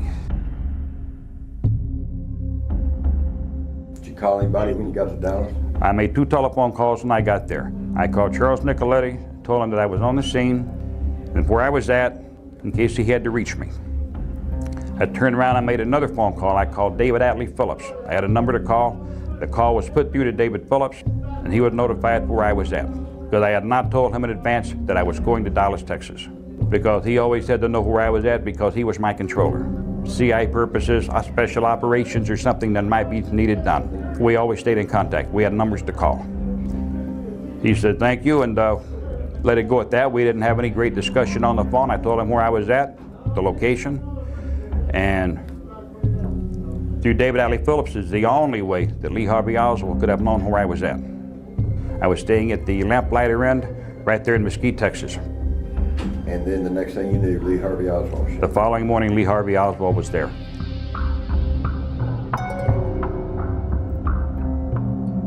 When he knocked on the door, I opened the door and I was shocked to see him because I didn't think anybody knew where I was at except for the other 2 people. Because Charles Nicoletti had never met Lee Harvey Oswald. You didn't know him? He did not know him. I had known Lee Harvey Oswald prior to that. I knew him from earlier operation that we was on with David Phillips when I was running semi-automatic 45 caliber submachine guns down to Clinton, Louisiana. They were made, I think they were manufactured by Knoxville Arms. I met Lee Harvey Oswald through David Adley Phillips. When I got down there, he introduced me to Lee. And he also instructed me that Lee could be trusted and that he was Lee's controller. He made it a statement because I wanted to know who we was dealing with and who I was giving weapons to. He also explained to me that he was Lee Harvey Oswald's controller, the same as he was mine. That he was always in contact with Lee Harvey Oswald. Through common sense tells me the only one that could have sent Lee Harvey Oswald to me was David Adley Phillips. And so I asked Lee, I says, what the hell you doing here? Because I was shocked, you know. He said, I was advised to drop by and spend some time with you and see if I could help you out. I said, help me out? He said, yes. He says, somebody wants me to show you the area. And I said, okay, just come on in. So he come on in, so we sat down and we talked, and I said, I'll be with you in a few minutes. And I was young and cocky at that time, and I'd just come out of the shower and everything, and I was combing my hair, so I had a camera there, so I told Lee, hey, make a couple of pictures while I'm here in Texas. And so Oswald made a couple of pictures of me, and then he said, Helena G, thank you for becoming a member. Thank you so much. Tiny, thank you for becoming a member. Appreciate that. Thank you guys so much. Love you guys. All right. let me have the film, I get it developed. I said, no. I said, I get the whole roll of film. So that was how I got a couple of pictures made that people have recently asked me about. We drove around Dallas, Lee Harvey Oswald and I, we drove around Dallas right before the assassination. I did not see Lee Harvey Oswald on the morning of the assassination, but prior to that, Lee Harvey Oswald had been with me every day. We drove around, he showed me different streets, different areas. He was the one that took me out to the place southeast of Mesquite there, next to a big junkyard. We went out there in the field, he said, ain't nobody gonna bother you out here, you know, because I wanted to calibrate the scopes for not only for the fireball, but for other weapons as well. And while I was out there firing weapons and ejecting shell casings, Lee was picking them up and holding them in his hand. But I didn't want to leave no casings or nothing behind, and I'm busy firing, so I looked at Lee, grab them casings. And that's what he did. He picked them and he held on to them until we got released. I calibrated my scopes, set things up, put the stuff back in the car, and we got back in. We went riding around, and I wanted to know the railroad crossings. I wanted to wait and see what time trains come through. I want to know if there's any passengers, if there was freight trains, they stopped, the track's going to be blocked, intersection's going to be blocked, dead-end streets, construction work, where every intersection was at, where all the lights were at, how long the lights were, they stayed red. I wanted all these little details. He worked in the book depository stores, what he told me. I was never in that place, but he had time off to come out and spend time with me, and then I would drop him off in the area and he would go somewhere, and I guess that's where he went. I had never asked him where he went, what he done, who he saw.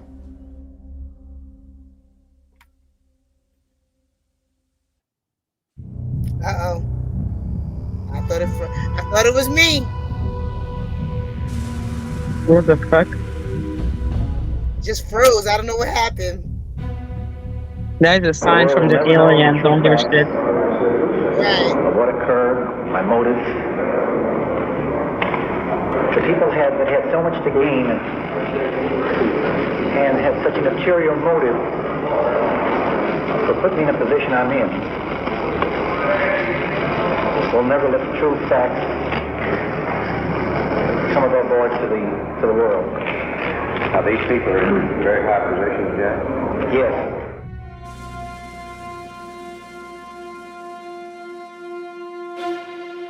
I had met Johnny Roselli before. I'd met him in Florida, Miami. Any jobs with him? Never any jobs with him. I'd talk with him and around, but we never, we were probably involved in some of the same operations or things, but with the same people, but we never went out and did anything together.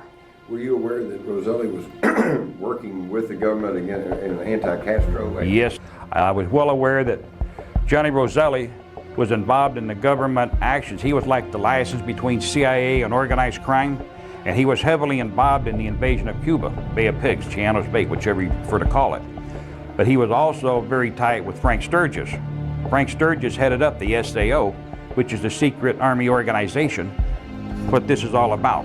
And they've had so many different code names for wanting to kill Castro, I couldn't even name half of them. But every time you turned around, somebody had a new operation going. So tell us about the trip over to Fort Worth. The trip over to Fort Worth, Johnny Roselli went there to meet somebody by the name of Jack Ruby. I had never knew Jack Ruby, nothing about him. When I got there and pulled into the parking lot, Johnny Roselli told me, he said, let me go in first, see where I'm going to sit, come in, position your stuff. And he asked me, he said, are you carrying? And I said, yeah, I'm carrying. Now, what do you guys think about, because I've heard this theory also that Lyndon Johnson, the vice president, had something to do with it as well. And I don't know how he got in as the vice president, because from what I understand, he was a real piece of work. Like he was. Really? Yeah. What type of influence did he have? There is a reason why JFK was smart. And I saw in the chat that people were like, oh, he was a good president. I'm like, they were all evil. All politicians are evil. Well, I'm telling you, JFK, they thought he was definitely the say of all presidents, he's probably the one that's most well liked since Abraham Lincoln, probably. And but I know that Lyndon Johnson, that dude, if there was ever a president outside of Andrew Jackson that was a stark racist, I would look under there first. I'm sorry. I mean, what do you guys think? Y'all let me know what y'all think in the comments. But they did say that they thought that Lyndon Johnson had something to do with it. Like he set it up so that he would get unalived and then he would become president by default. That makes a lot of sense. That's how people work. Especially if he knew that he would never be voted in. The only way he could get the presidency is if the president bounces.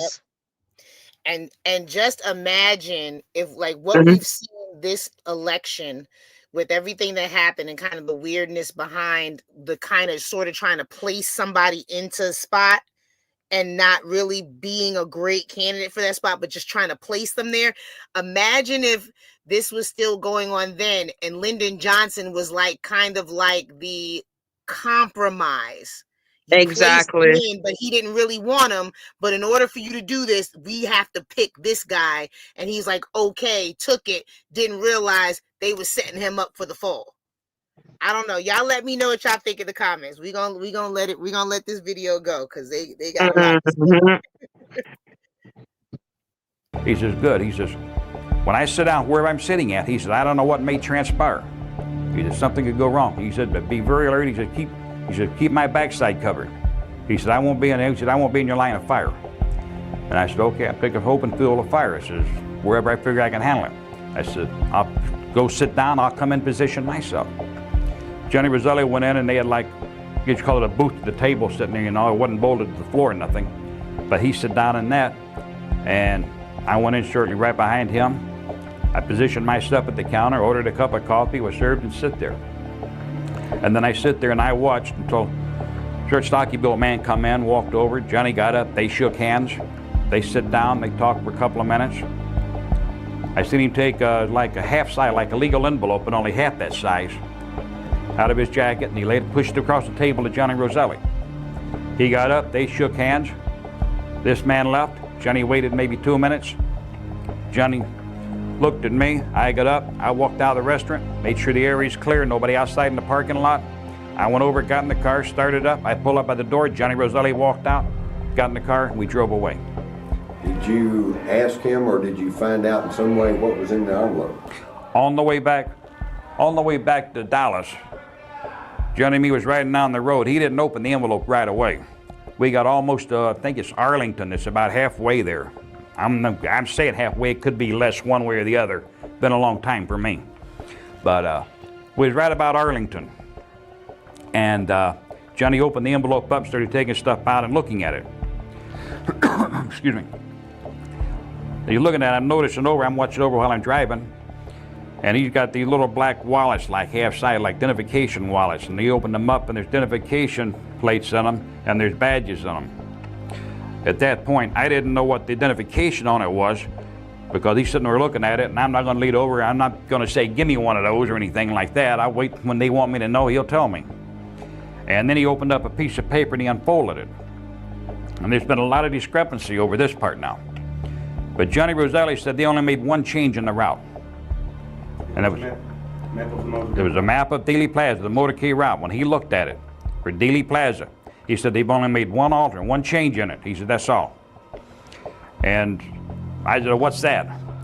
And he said, they're going to go down Elm Street. But I already had reconned the area, so I knew what he was talking about.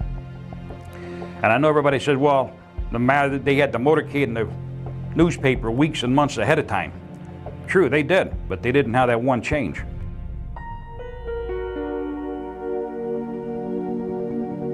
How did Roselli get to Dallas? At that point, Roselli, he mentioned to me, Johnny Roselli, we was on the way to Fort Worth, and I asked him, he said, when did you get in? He said, I got in this morning. He said, I got in early this morning. He said, I hadn't been here a couple hours. And I said, how'd you get in? And he said he got lucky. He caught a ride on a plane that's sponsored by the Central Intelligence Agency, the CIA. I said, how the hell did you manage that one? He said, I got lucky. He's had somebody there. I didn't ask no more. He didn't elaborate any more than that. I didn't dig any deeper than that. I still don't know that he's there on an abort mission. I have no knowledge of that at this point of the game. Johnny Roselli got out of the car, went back in the hotel. I waited maybe 5 to 7 minutes for Charles Nicoletti to come down. When he got down, Mr. Nicoletti got in the car with me and said, let's go. We took off. I said, where to? He said, take me over by the plaza. We went over, we parked, it's drizzling rain, we get out, we're walking around. This is the first time that Charles Nicoletti has even mentioned to me about an abort team. While we're walking around, Charles Nicoletti asked me, he says, how do you feel about being backup? I said, what do you mean backup? He said, how would you feel about being backup as a shooter for me? I said, what happened to Johnny? What's with Johnny? And he said, Johnny's a little bit paranoid on this. He says, the CIA's called a hit off. He said, well, he doesn't want to go against the orders of the CIA. He said, what he wants to call off. He said, he flew in here as an abort team. He said, they flew a plane here specially with him on it to tell us to call it off. He said, they don't want the hit to go down. And I said, well, what'd you say? Chuck's exact words were, it's going anyway. And I told him, I said, well, what about Johnny? He said, well, Johnny's good. Johnny will be with me, he says, but he's not going to be a shooter. He said, he doesn't want to go against the orders. He said, he's been told he flew in here specifically to abort this assassination. And so I asked him at that point, I said, what'd you say? He said, I said, it's a go. He said, we're going to do it. He said, Jimmy, he says, you know we can't call this off. Only one man can stop it. And he was referring to Sam Giancana. He was the number 2 man at that time. A lot of people's going to tell you he was number 1. But not true. Tony Accardo was still running things. He turned things over. He had Sam Giancana running all this operation and everything, but Tony Accardo was still the man, and he was still calling the shots on whatever went down, whatever was done. I knew of no other crime family being involved. I heard rumors, but do I know if anybody else was involved? No, I do not know if anybody else was involved. Okay. That would have been out of character for them to even notify me about that or anybody else. That only stays up in the higher ranks of the family or the people or the crime family, whoever you wish to describe it. About 10:30 a.m., Mr. Nicoletti told me he asked me to be the backup shooter. And that was the first inkling of anything that I would ever be involved in the assassination itself. Prior to that, I was only know the area and transport weapons. It started clearing about 10:45, I believe, the best I can remember. I could be off a few minutes. I know it had been drizzling rain, it was cold, it was damp. Sun didn't come out until, after 11 a.m., I believe. And I told Johnny, I said, yes, I'd be honored. I told Mr. Nicoletti, I said, I would be honored to back you on it. I said, anything you ask, I'll do. And he asked me where I thought it would be the best place for him. And I told him the Dow Tech building. Because the Dow Tech building gave him a better shot with him taking the straight run through at a high rate of speed. And evidently, I'm quite certain that they had all this prearranged on that part of it, as that place is his location, and for him and Johnny as far as that goes, because they already had made an arrangements to be admitted into the building. Oh, he didn't check it, he just asked my opinion. He has always questioned me about different things. He used me like a sounding board. Like maybe, you're in business, you're in the office, you might ask one of your people around you, what do you think about this? You don't really care what he thinks, you're just asking for an opinion to see what he thinks. Maybe you overlook something, or maybe somebody's got a better idea than you do at this time of the game. He respected me for my knowledge of weapons, my knowledge of knowing terrain because I'd been in combat. And the first thing you walk into an area is, I mean, to you it's a landscape. To me it's terrain. Because if I walk into an ambush, I want to know where the low spots are, the high spots are, where all the coverage is. I got to know where I can get my rear end down so I don't get shot off. You got to have a place to go to ground in a hurry. You cannot afford to stand around and be looking around and wondering, gee, where can I go from here? You do, you're dead. You got to think. That's why you take all this training in the military. You're trained not to think, but to react.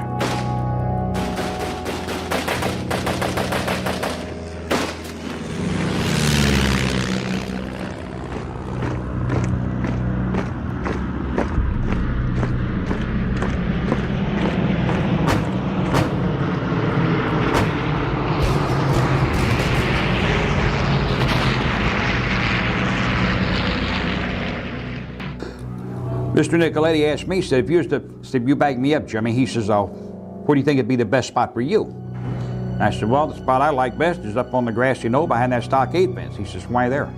I said, I got the railroad yard for cover. I said, my clothes, I can turn my jacket inside out. I said, it's plaid on the inside. It looks like railroad workers. Somebody out there wearing a flannel shirt. Nobody's going to pay no attention to me. I said, I can go over there. I can walk around a piece of chalk, walk up and down by boxcars, cross the railroad tracks, look at things. I'd just be another worker. Nobody'd even look at me. And he said, okay. He says, what weapon are you going to use over there? And I told him, Chuck, I said, well, what's the situation? Chuck said, we're going for a headshot now. I said, this I understand. I realize this.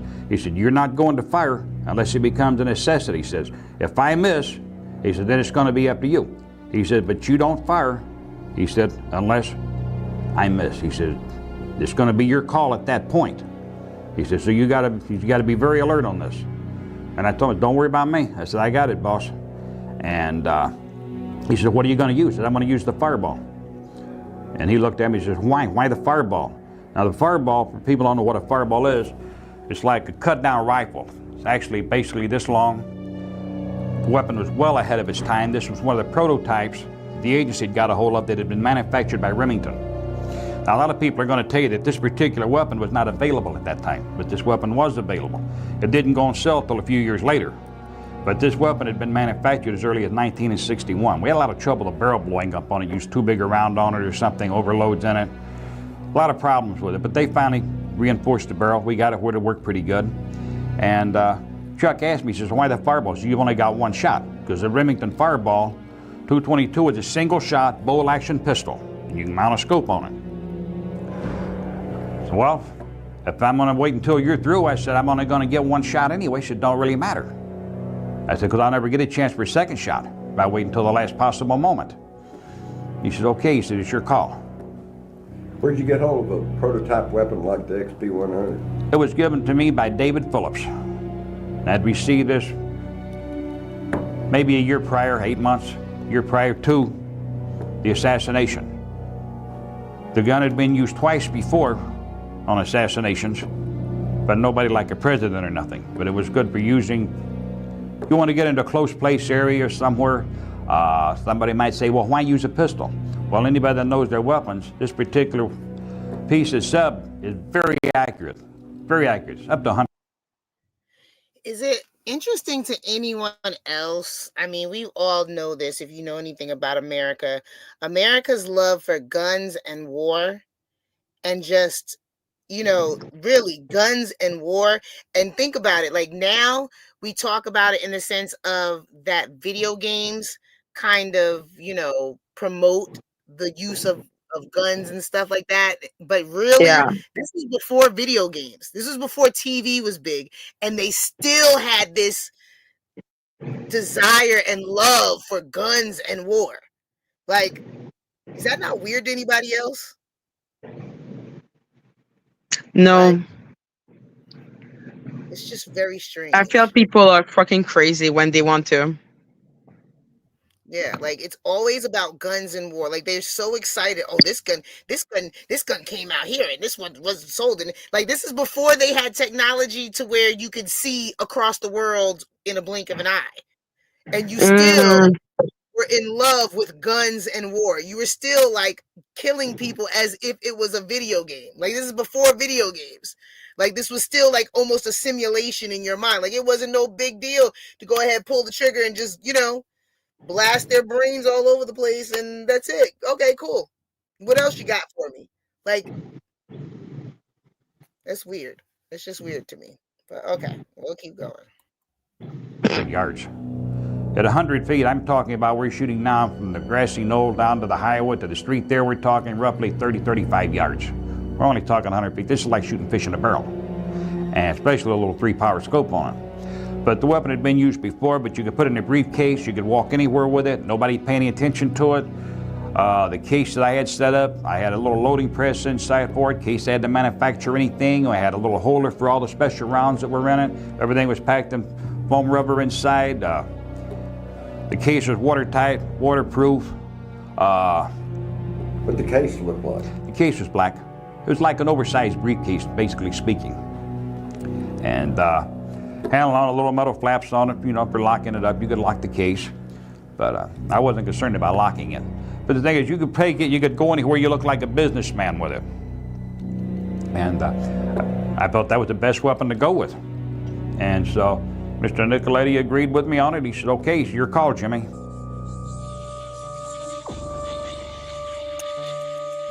Now then, I did not drop Charles Nicoletti or Johnny Roselli off at the Dowtech building.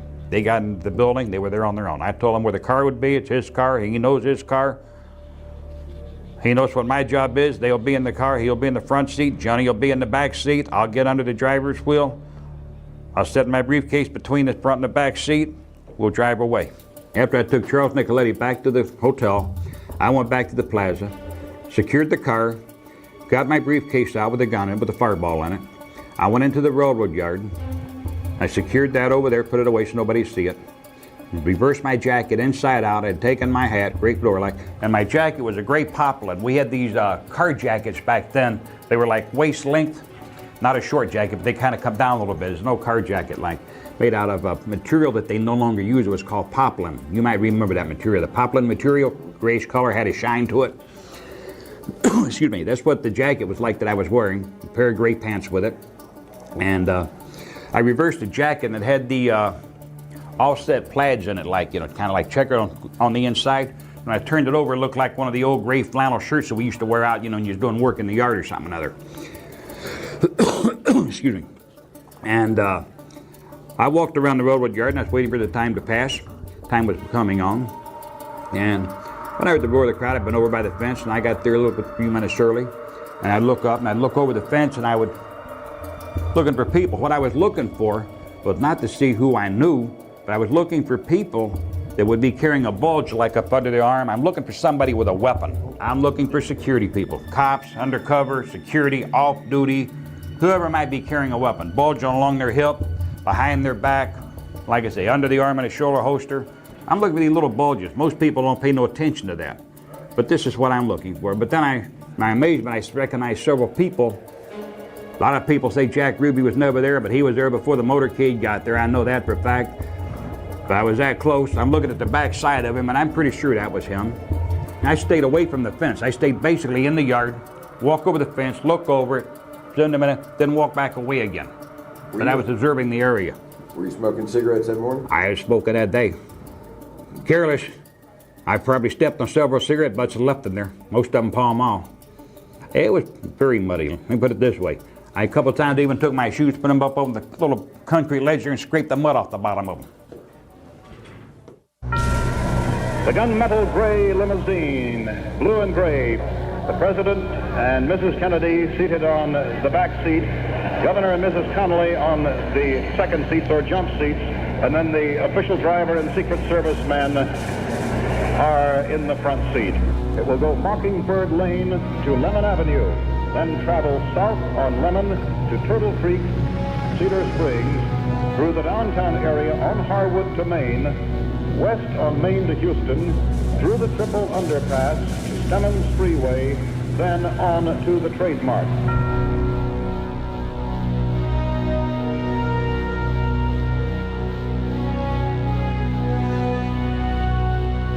The President's car is now turning onto Elm Street, and it will be only a matter of minutes before he arrives at the Trademark.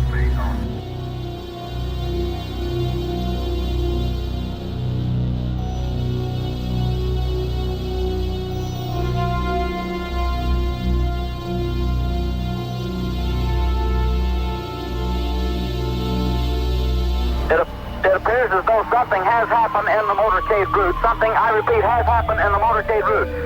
There's numerous people running up the hill alongside Elm Street. Stand by just a moment, please.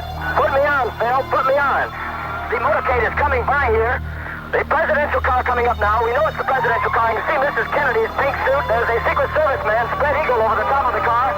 We understand Governor and Mrs. Connolly are in the car with President and Mrs. Kennedy. We can't see who has been hit, if anybody's been hit, but apparently something is wrong here. Something is terribly wrong. I'm in behind the motorcade, trying to follow them. It looks as though they're going to Parkland Hospital. And just now we've received reports here at Parkland that Governor Connolly was shot in the upper left chest, and the first unconfirmed reports say the president was hit in the head. That's an unconfirmed report that the president was hit in the head. A priest has been ordered. Emergency supplies of blood also being rushed to the hospital.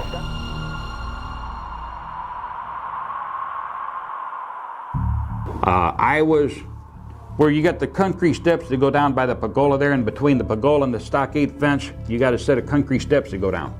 I was to the right of those. I'm gonna say 8 to 10 feet down there. There was a tree branch that hung right over me. I was behind that, kind of gave me a little camouflage. This was just a few minutes before the motorcade got there. If something happens and I have to shoot, you know, I don't want to have to shoot anybody else unless it becomes a necessity. So I'd walk away from the fence. I come back over, secured everything, got it ready. I could hear the rumble, the people murmuring, so you know the motorcade's approaching. So then I got ready, opened it up. I'm holding the Remington fireball down below the fence at this point. Motorcade come down, I believe that's Main Street there, come down on Houston, turn back around onto Elm there, and come down that little side drive there. Oh, when it come down, I made its first right, that's when I brought the weapon up. And then I'm over the fence, and as they come down, made the turn on down there, that's when I started focusing through the scope and following the car. As shots started ringing out, I started counting the shots, but I'm not counting like 1, 2, 3, and 4. I'm counting them miss, miss, miss, because I know we're going for the headshot. So I don't care how many rounds are being fired as long as we get a headshot. But I'm hearing the shots being fired, and I'm counting them as a miss, miss. And that's the only thing I'm concerned about. I've got this sign there for the Simmons Freeway that is fixing to come into my field of fire. As far as I can see at this point, the president has not been hit in the head at this time. I've seen the body lurch. I know he's been hit. How serious, I don't know. But my last instructions was we're going for a headshot. If you have to take a shot, take it. But don't fire unless it's a necessity, unless you really have to. He said, Jimmy, don't fire unless you have to. We want everything from the backside. I'm not asking why. Okay, whatever you say. At this point, as it starts to approach and come behind that freeway sign, and I've already been instructed not to hit anybody but Kennedy because they didn't want Jackie getting hurt or anybody else, I'm fixing to lose my field of fire. And at this point, either I shoot or I can put it in a suitcase and leave, one or the other. I took the shot. I fired one shot only. I was aiming for his right eye, which to me is the left side of his head looking head on. But for him, it would be his right eye. And once I pull the trigger, I'm right in on it, and it's almost like looking 6 feet away through the scope. As I squeezed, take off my round, his head moved forward, I missed, and I coming right along the temple, just right behind the eye. No, all right, well, I'm not sure because I can't see the penetration. I know I hit him right here. I know I hit behind the eye, somewhere within a half-inch diameter right there, say. What I believe is this, and I got my ratings as marksman. I'm a good shooter, always was. And I'm not bragging on myself, don't get me wrong, but that's what got me my start with David Phillips because of something that I did in the service, and I made a mark there, and it's on record and it's recorded for headshots for what I did and the things that I did. But anyway, to make a long story short, as I was preparing to squeeze off my round, Kennedy's head moved forward just as I squeezed. It was already in process, the head started forward. To me, what I believe is, and I did not see, let me clear the fact now, I never saw Mr. Nicoletti shoot Kennedy, but I know he was the man in the Dowtech building, the man supposed to be doing the shooting. Therefore, the head started forward. As far as I'm concerned, Mr. Nicoletti hit him at that point. As I squeezed off my round, the head started forward, I hit it and blew the head backwards. I didn't hit the rear, the exit blew out. Partially, most of it on his right side, I guess, back there where the section come right out, part of the back of the skull.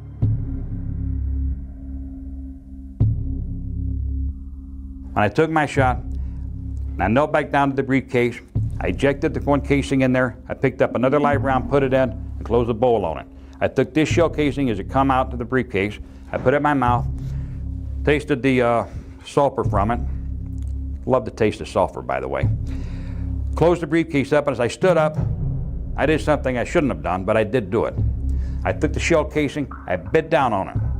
I took it out and I looked at it, and I set it on the stockade fence. And there was an indentation from my teeth on the shell casing, on the ridge, by the orifice.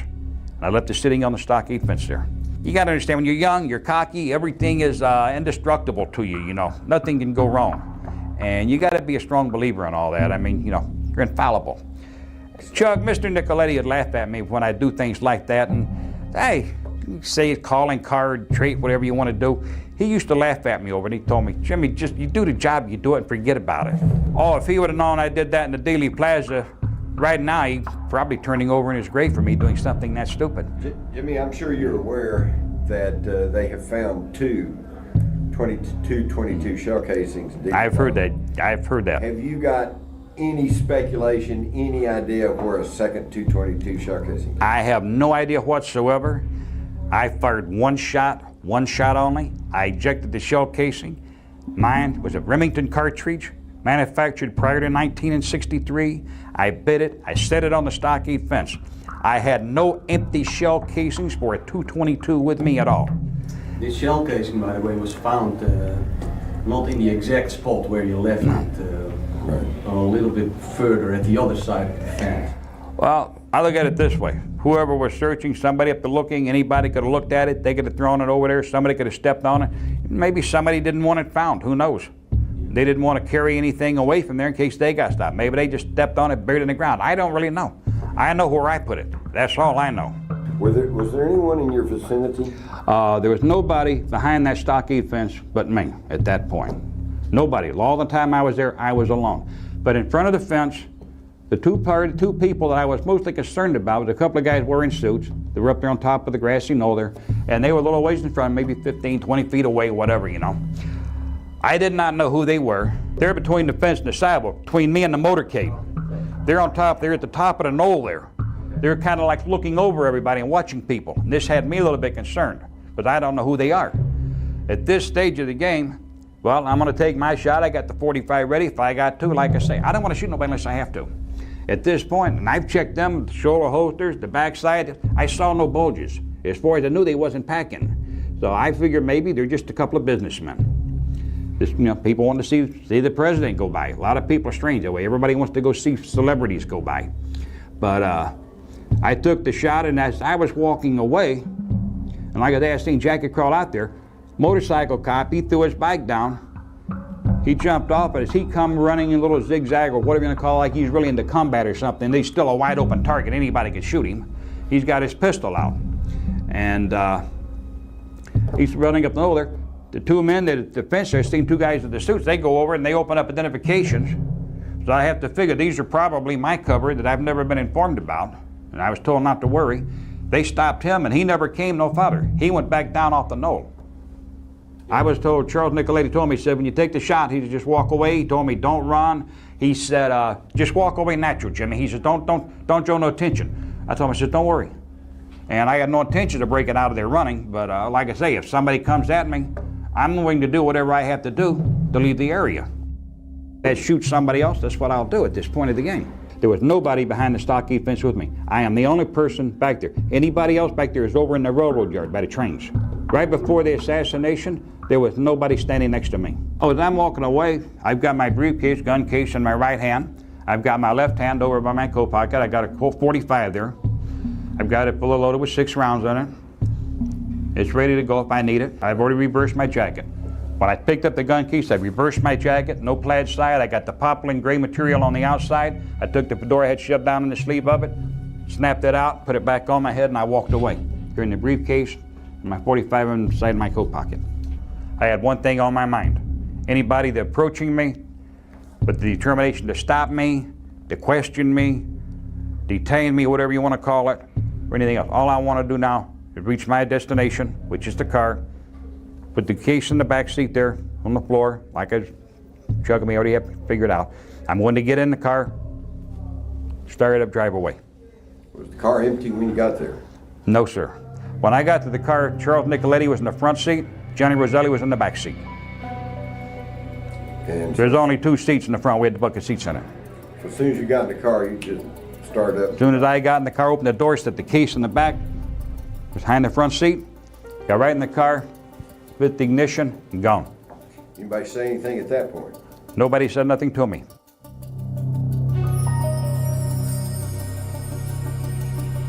The only thing that was said to me was, Mr. Nigley asked me, he says, Jimmy, don't you think you overreacted? I said, what do you mean? He said, do you think you fired too fast? And I told him, I said, I was fixing to lose my fill of fire. Either I shoot then or I put it in a brief, put it in my gun case and I leave. I said, I had one choice. I said, at this point, you told me we were going for a headshot. There's been no headshot. I said, I'm just following my orders. I said, I didn't want to explain to you why I didn't shoot. And that was the end of it. And he told me, he said, at this intersection, he says, make a left and pull up at the gas station. We get down there, he says, we're getting out, we're getting in another car there. And I said, okay. I pulled out, parked, they got out of the car. He said, I'll see you in Chicago. And that was the only thing that was said. I took it as criticism, naturally. The only thing was he asked me if I thought I overreacted.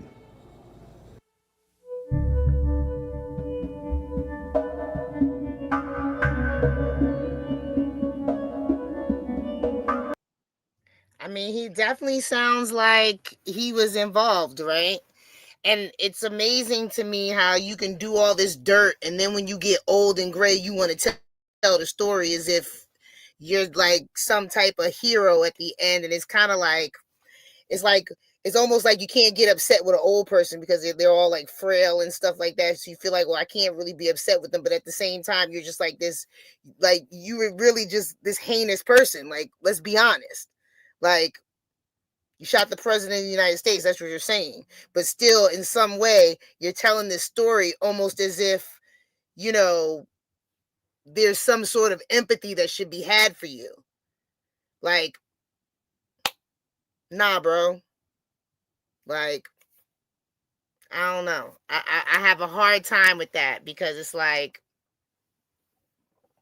the way you talk about is like matter of factly, and I really don't like that because it's like you got to live out your, I mean, of course you're in jail for some other dumb stuff, and it irritates me that, you know, all the people involved pretty much are gone or like didn't even make it. So it's like, was it even worth it? Like you, and this is what I was saying yesterday. Like you get to the point where you do something, you make a decision and you do something that affects you for the rest of your life. Now you in jail for the rest of your life. Was it worth it?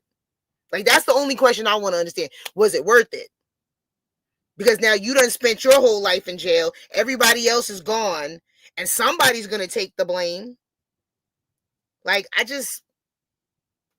know what I'm saying? Like, to me, it's just stupid. Like, it's not like, oh, I got into a fight with somebody and it escalated and blah, blah, blah. It's like, I don't even know this person. I just happen to not like. And yeah, they just hired me and I'm just going to do it. And now the rest of my life, I'm going to be in jail. Like, you should have just walked up to the jail and been like, take me. Like, what was the point? Like, I don't know. Stuff like that just irritates me. But okay, we're halfway, we're almost a little bit over halfway done. So we're going to get this done. We're going to get this done.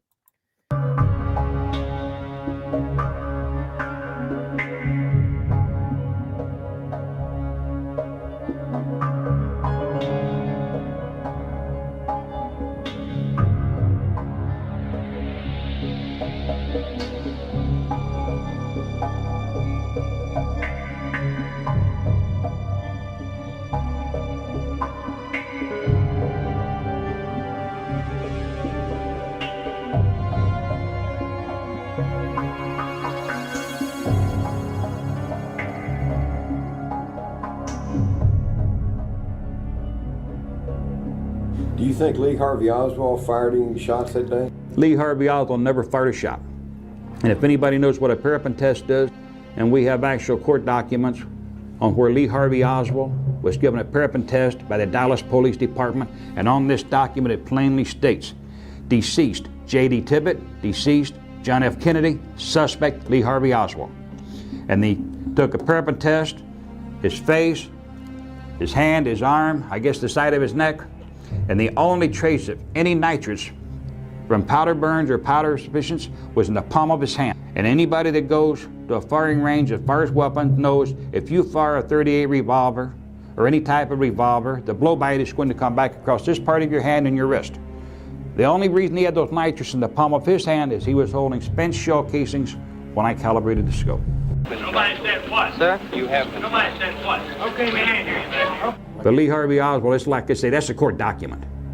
And I don't believe anybody rigged that one up. I work in that building. Were you in the building at the time? Naturally, if I work in that building, yes, sir. Back up, man. Did you shoot the president? No, they're taking me in because of the fact that I lived in the Soviet Union. Did you shoot the president? I lived in the Soviet Union. I'm just a patsy. Tippit killing is not related to the murder of Kennedy, if you want to get right down to it. The Tippit killing is related to Oswald, because Oswald was the one that was supposed to die, not Tippit. Tippit is one of these people that just stopped the wrong person, that got caught in the wrong place. And when he went to ask a party something, and you've got an officer in Round Lake Beach by the name of when he goes out and gives his tours and he talks, he tells people how careful they have to be, these young recruits, because you never know who you're stopping. Somebody should have given that talk to J.D. Tippit, because he stopped the wrong party and got him killed. The party that killed J.D. Tippit, they wasn't there to kill J.D. Tippit. They had parked a little ways from Oswald's boarding house. They went down there to kill Oswald. They wanted to kill Oswald. They didn't want to make a big spectacle out of it. They wanted to silence him at that point of the game, before anybody can get to him. But I guess, I don't know if Lee got spooked or whatever it was, but then he went to the theater, and he knew where he was going when he left there, because he was supposed to meet the controller there, which is David Atlee Phillips. He was the one that's supposed to be at the theater, as far as I understand. The party that shot J.D. Tippit was someone else that had been brought in. I'm not sure where he came from. I didn't even know this party was on location. But after that, I'm already back at the hotel. When the party comes up, somebody knocks on my door. I picked up my .45, walked over the door, pulled a little curtain back. I kind of look out the door to see who's there. And I see this party standing there that I recognize, that I know. And I opened the door, and my neighbor says, "What the hell are you doing here?" He said, "I had to stop by, I got a problem." So, "You got a problem?" And I'm looking at him, you know. I'm still trying to register. How does he even know I'm here? Nobody knows I'm here, you know. This is getting to be a habit, like everybody knows Jimmy's in town. And he said, I had to burn a cop. And I said, "Well, you done what you had to do." He said, "I missed Oswald." And I said, "Well, what are you doing here? You burn a cop." He said, "You want to take this and get rid of it?" I said, "Hell no, that's yours. You take it and get rid of it. You just shot a cop. I don't want his weapon. Don't you get rid of it. That's yours. Don't get out of here." Somebody knocks on my door at this point, I'm ready to start shooting again, And he said, "Okay," and he said something another, I don't know exactly what it was, and he went out, he got in his vehicle, and he took off. I don't even know what he was driving, because as soon as he walked out that door, I closed the door and pulled the curtain back. Yeah, I don't want to know anybody. I don't want to know anything whatsoever. You're not naming this party. No, I'm not naming this party. What is the reason for that? What is the reason for it? Well, I don't know if he's still alive or not, but late as 1991, when I caught this case, I know for a fact the party was still alive and in good health, okay? But, it has, he didn't shoot Kennedy, he shot a cop. Everybody wants a cop killer, okay? But this guy's gone, I don't know who he is. I mean, I know who he is, but I'm not gonna tell nobody who he is. He's gone, that's out of there. I have no idea where he's at. I don't wanna know where he's at. All I understand is this: a party that I know that come by my motel room told me he had to burn a cop. The cop he burned was J.D. Tippit. It was the only cop killed in Dallas that day, so they had to be the one that he burned. Anyway, this party that was there that killed J.D. Tippit, he was brought in at a last minute notice that he had to be on standby. And wherever Phillips went, he usually kept several people around that he could use, people that he needed. Whether he needs them or not, they're going to be available. They always had, what are you going to call them, contract agents, operatives, co-operatives, or whatever. He's got people that he can use. If he needs something done, he can pick up a phone and have it initiated at a moment's notice. This party was evidently there on standby because he did not live in that area. That's why I was shocked to see him in my motel room. So evidently they took care of it that way. You probably couldn't get the FBI to admit to it, but when a couple of their people forced their way into Stateville, I was offered all kind of deals and all kind of agreements if I would not give an interview on John F. Kennedy before. I told them to do what they got to do. They did, sorry to my regret, but the thing is this: I'm not going to give anybody up. I'm not going to put nobody in prison. I have never went to court and testified against anybody. And I've had a lot of deals offered in my time. I've told them, put me in jail. I went to jail. I've had cops tell me this and that. We're going to lock you up. We've got you dead bang. I've had prosecutors come in and tell me, you're dead cold. Plead guilty.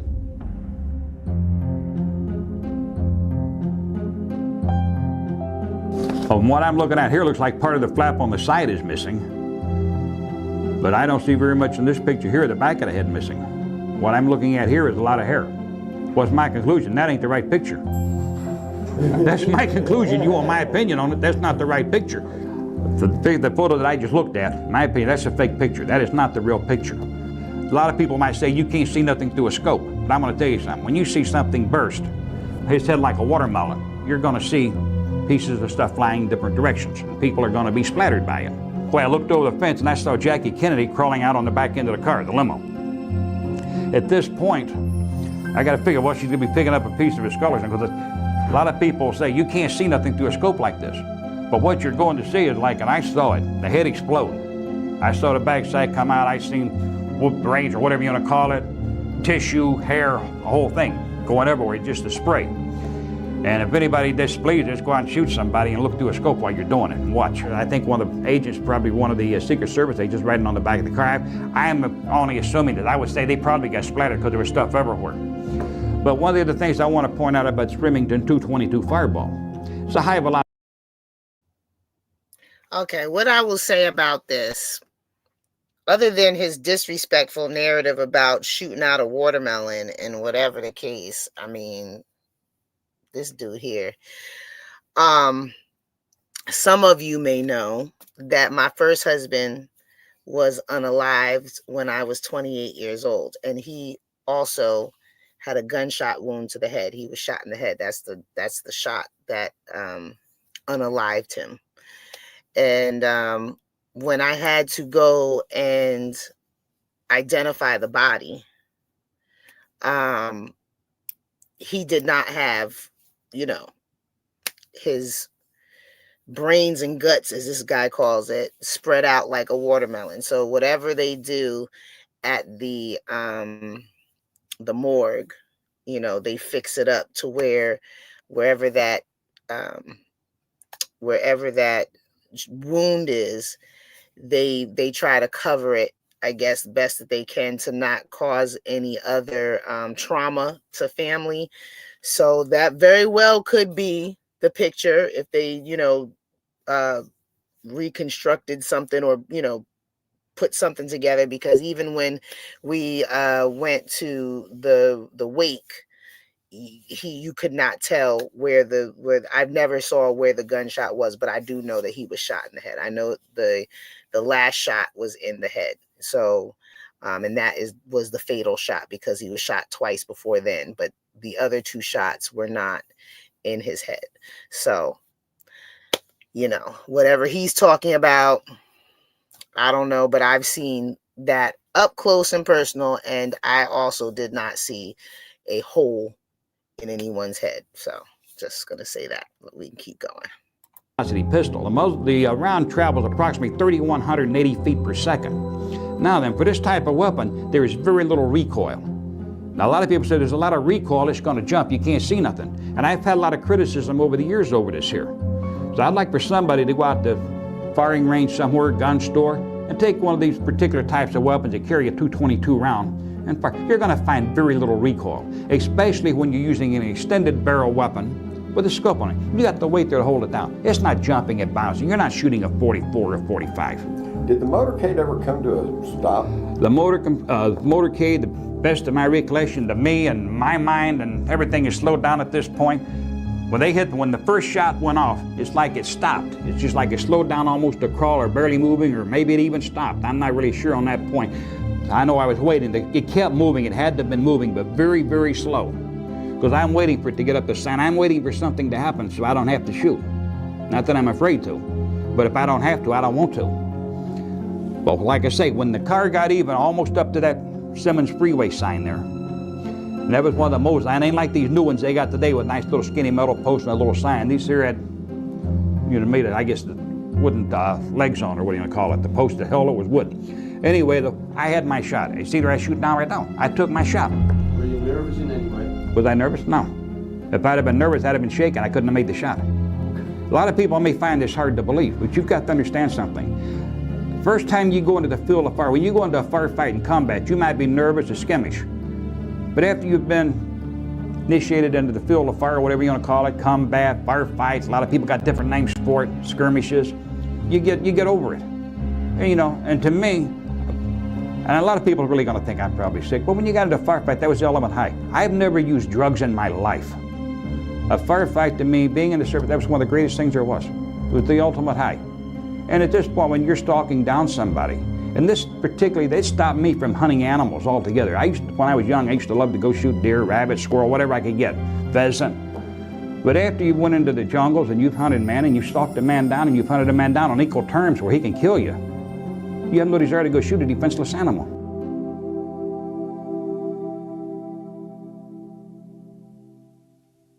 My impression of Lee Harvey Oswald?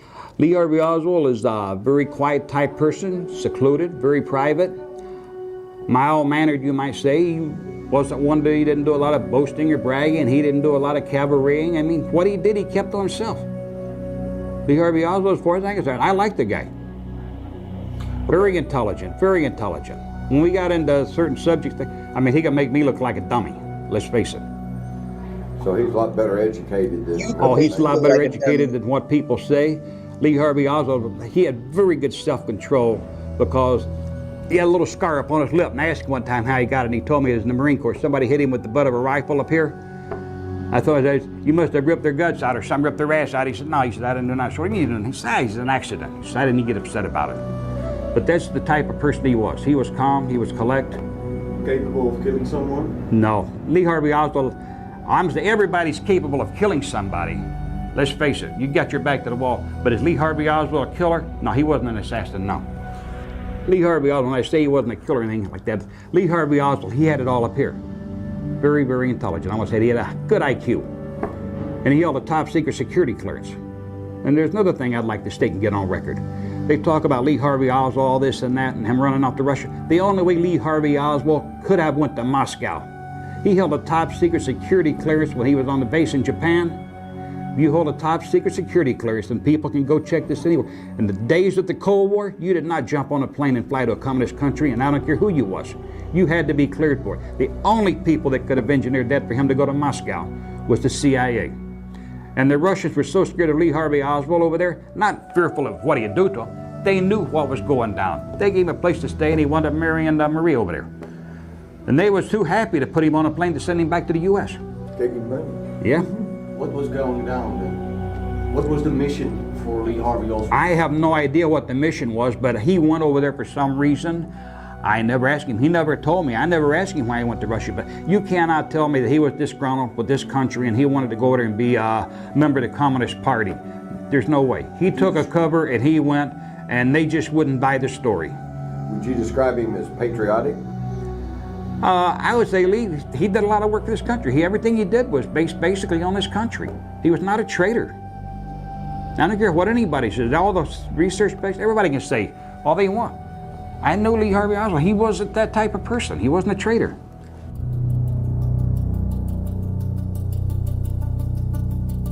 I went into my room. When I got in the room, Zita went in, sat down, relaxed, got a drink of water, stripped all my clothes off, went in, took me a shower. Come out of the shower, I took some wax that I brought along for this particular purpose. And if anybody wants to try this, it can be pretty painful.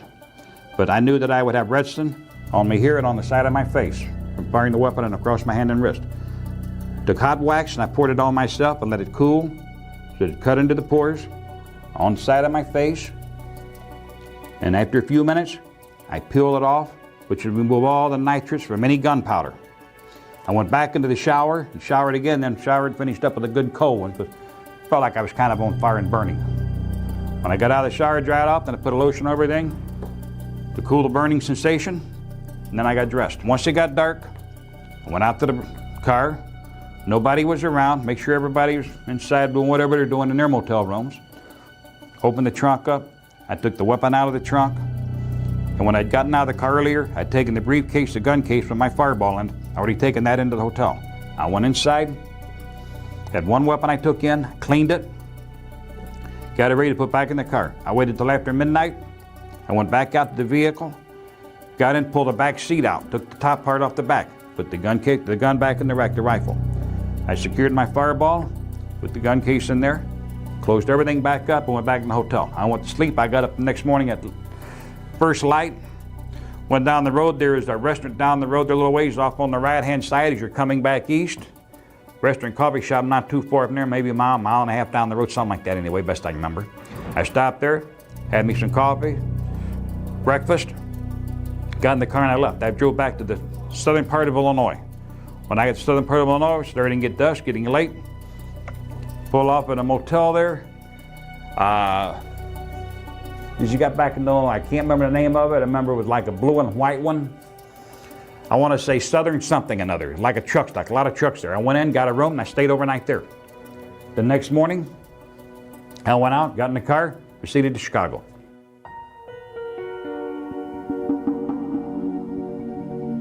Do you have any proof of what you've told us in regards to the Kennedy assassination? When it gets down to this part about a lot of people ask a lot of different questions about things, the one thing that I could verify right now, which cannot be made public, is the ledger, diary, ledger, whichever you prefer to call it. Book with some papers, things that Charles Nicoletti gave to me before he was killed. Things got pretty active here. Sam Giancana was the first one to be killed, and that was in '75. And I'm not sure, maybe September. It was 75. Go there. He was killed. And the night he was killed, Johnny Roselli was in town.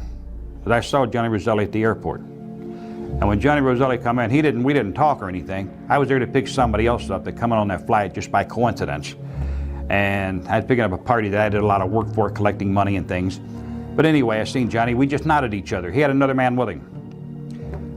When they left, we was right behind them. They got in their vehicle outside, we took off. We went down the road. We went down River Road, proceeding south. And the kid with me said the only place Johnny could be going would be going over to see Sam. Fifth Avenue on River Road there in Belmont, they had a place they called the Blue Horizon. Johnny pulled in there momentarily, let the guy with him out. Whoever this guy was, he wasn't going to Sam's house because Sam didn't like a lot of people come to his house, and if he didn't know them, they wasn't going to get in anyway. And Johnny went on. I went my way, Johnny Roselli went his. Johnny Roselli, the next morning I woke up, Sam Giancana had been executed, gangland style. When he was killed, bells went off for me. Johnny Roselli had to be the one to do it, because he was there. I know he went to Sam's house that night. The following year, Johnny Roselli was killed. When Johnny Roselli was killed, the party, figures the same guy that he probably dropped off. There was 2 people killed down there in Tampa, St. Pete, there in that area. That was got rid of at the same time. One was Johnny Roselli, the other one, another party unknown, whoever it was. I don't remember the name of him now, but evidently it was a friend of his that had traveled to Chicago with him. I figured he knew something and somebody took him out too, because they knew that Johnny Roselli, what he had done, okay? This guy, he might have told this guy knew, they got rid of him. And when it comes down to it, the crime family did not have Sam Giancana killed. I don't know who killed him except for Johnny Roselli there, but I believe that the government ordered the contract killing on Sam Giancana. I believe the government is the one that killed Johnny Roselli to shut him up so he couldn't talk. All of this was about the time of the House Select Committee on Assassination? All of it, yes. So the following year. That was the tie-in? Pardon me? Roselli, Definitely. Giancana? But anybody that knew Sam Giancana, they knew Sam Giancana would have never talked. He'd have went to jail. He'd have kept his mouth shut. He would not talk. The following year, Johnny Roselli, he got killed. That silenced him. And then, March 29th, this is the night that Charles Nicoletti was killed. And he was supposed to go testify before some committee. And he was killed at the Golden Horns right there in Melrose Park there on North Avenue and Manheim Road, the Golden Horns restaurant. And I thought at first maybe somebody in the family had hit him because we knew there was trouble. And right before his death, he'd given me this package and told me, he said, this is my life insurance. He said, if I need it, I want you to have it, you can always get to it. He said, and if anything happens to me, he says, you might need it someday. So what he gave me was, I took it and I went out, got me some cheesecloth, I wrapped a little package up and I put a little metal box, I went out and I dug a hole and I buried it. Put it away and covered it all up. So, it's about a week and a half later, Chuck was killed. After he was killed, right after that, maybe another week, 10 days later, so I walk out of the club, it's a nice night out, so I walk down to the corner and the car's coming down off the side street onto Lake Street. Well, it comes up just like, rocking for a Hollywood stop, comes up the stop sign and stops, hits the brakes and kind of rocks back. I step back up on the curb so I don't get run over. I'm thinking nothing about it, just nonchalantly, The next thing I know, somebody sticks something out the window and I got sprayed in the face. And I hit the ground. I don't even remember falling down. When I come to, I was strapped up, tied up, blindfolded, and I went through a pretty severe torture test. And all this here has been verified also. What they wanted the ledger. They never got it. When they got through with me, my legs were still taped together, my arms and wrists were still taped behind my back. They threw me out of a car out there in Elmhurst. People found me, they called the cops up, police come out there. Some of them recognized me. Everybody in town, as long as I've been missing, everybody figured I was dead. When they threw you out of the car, do you think they thought you were dead? Oh, they thought I was dead, definitely. Otherwise, they'd have never left me alive. That's why I've always blamed the FBI for it. Because the family or the CIA, they would have a couple of holes in the back of my head and 4 or 5 inside the mouth through the palate, gangland execution style. These people, they didn't do that. When evidently they figured I was dead, they didn't. It's almost like he tells the story as if when he gets to hell, he wants to be welcomed with open arms and cheering because, dude, like, my uncle used to say jaw jacking, right? When you run in your mouth, you over here jaw jacking. And that's exactly what he's doing. He's over here jaw jacking, snitching on himself, snitching on everything. And once again, you did all this stuff after you allegedly shot the president, but your behind still sitting in jail. So clearly you can't make it make sense for me. But at the end of the day, you know, it's just like when we go and we try to wonder why certain people do stuff. Like, why do these people act like this? Why do these people act like this right here? He's a perfect example. Some people just, that is just who they are. They ain't never gonna get it. They ain't never gonna get right. And they're proud to be walking through the gates of hell like, woohoo, I did it. Let's burn together, baby. Like, it's ridiculous. It's ridiculous. Another level of evil. He bothered to untape me, nothing. I was still naked. They threw me out of the car in the nude. Ankles still taped, hands behind my back, everything's still taped up. And they never got the ledger. It's still missing. Not missing, I know where it is. And let me clarify one thing. Nobody in the world knows where that is but me. It's right here. Nobody else can ever take them to it. Still your insurance policy. It's still it. And if I die, all those secrets in that book go to my grave with now, me. What's all in that little package? There's a little box, It's right? a little box, little package inside cheesecloth, inside a metal box. What's in there? What is in there? In this side, this ledger, what they want. I got a few other things in there, but what they want is this ledger, because it's got just about basically every murder that was carried out in the Chicagoland area. It's got dates, it's got names, figures of money, different things, reasons why, people who ordered it. Anything in there about the JFK hit? You got, there's a couple little lines in there. It's got JFK down, it's got the date on it. Basically, that's it.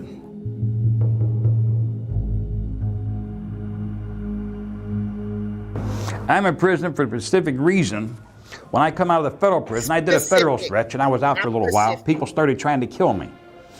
When they started trying to kill me the first time, I was at along Quentin Road and Rollins Road in Round Lake Beach, shortly past midnight, driving a little Chevy Chevette. And the cops had been harassing me there. They knew who I was. Every time they see me, they'd handcuff me, get me out of the car, and my papers blow out, they'd throw all my stuff down the street. So this particular night, I pull up the stoplight there. I'm on Quentin Road, fixing to make a right-hand turn on Rollins Road. I'm staying with my aunt and uncle at this time. They're about 2 blocks down from there. I looked up in the rearview mirror, and I seen a car pulling up behind me with no lights in the next lane. And I thought, shit, it's cops again. You know, I'm gonna get hassled again. It's not a squad car number, but I just figured it's detectives, you know. As it pulls up alongside of me, I'm looking in the mirror, sitting by the door, the little door mirror on the side. Exactly, Cookie. And I see an SMG come up. What anybody don't know what that is, it's a small machine gun, automatic weapon. As I see it coming out of the window, I roll across the seat, hit the door, hit the ground, roll back up against the rocker panel of the car. They put 30 holes in my car. Full clip they put into it. As they were pulling away, I come up off the ground with my piece, and I got up about 4 rounds. I'm on federal parole at that point. I'm not supposed to be carrying a weapon, but you never find me without a weapon. I got off 4 rounds, took the back window out. They kept going. I jumped back in my car, took a right on the Rollins Road, went down to Grove Avenue, pulled into the house at my Aunt and Uncle's at 1620 Grove. Went in there and got the tarp from my uncle out of the garage and put it over the car so they couldn't see the bullet holes. That was the first attempt on my life.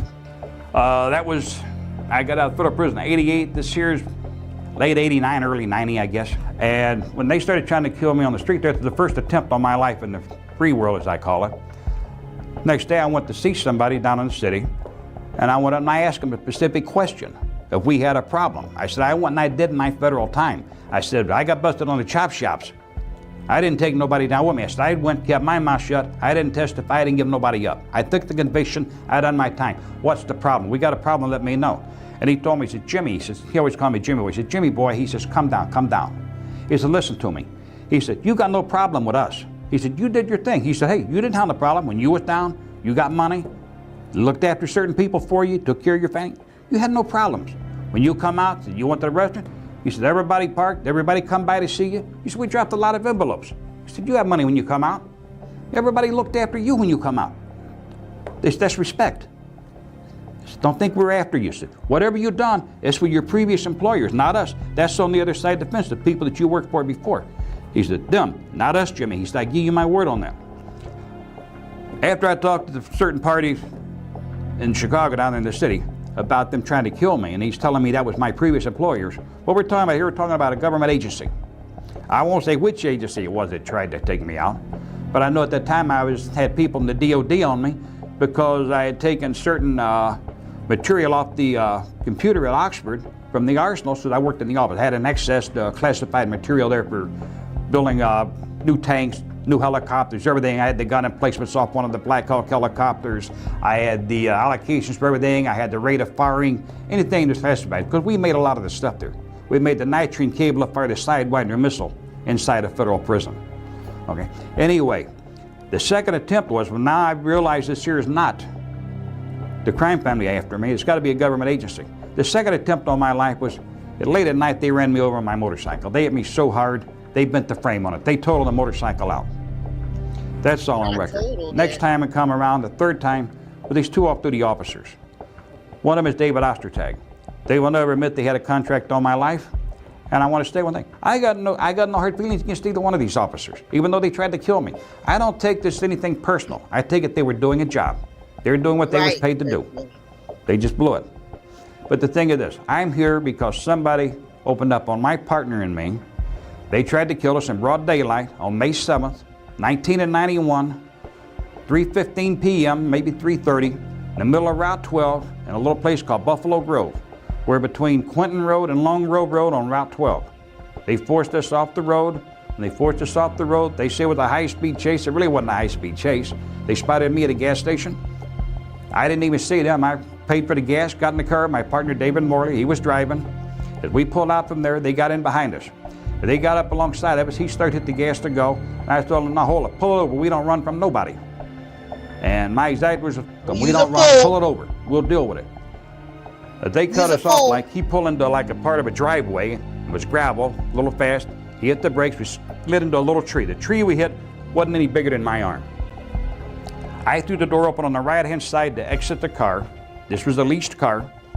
As I threw the door open to exit, they drove their car, which is a white unmarked car, into the side of our car.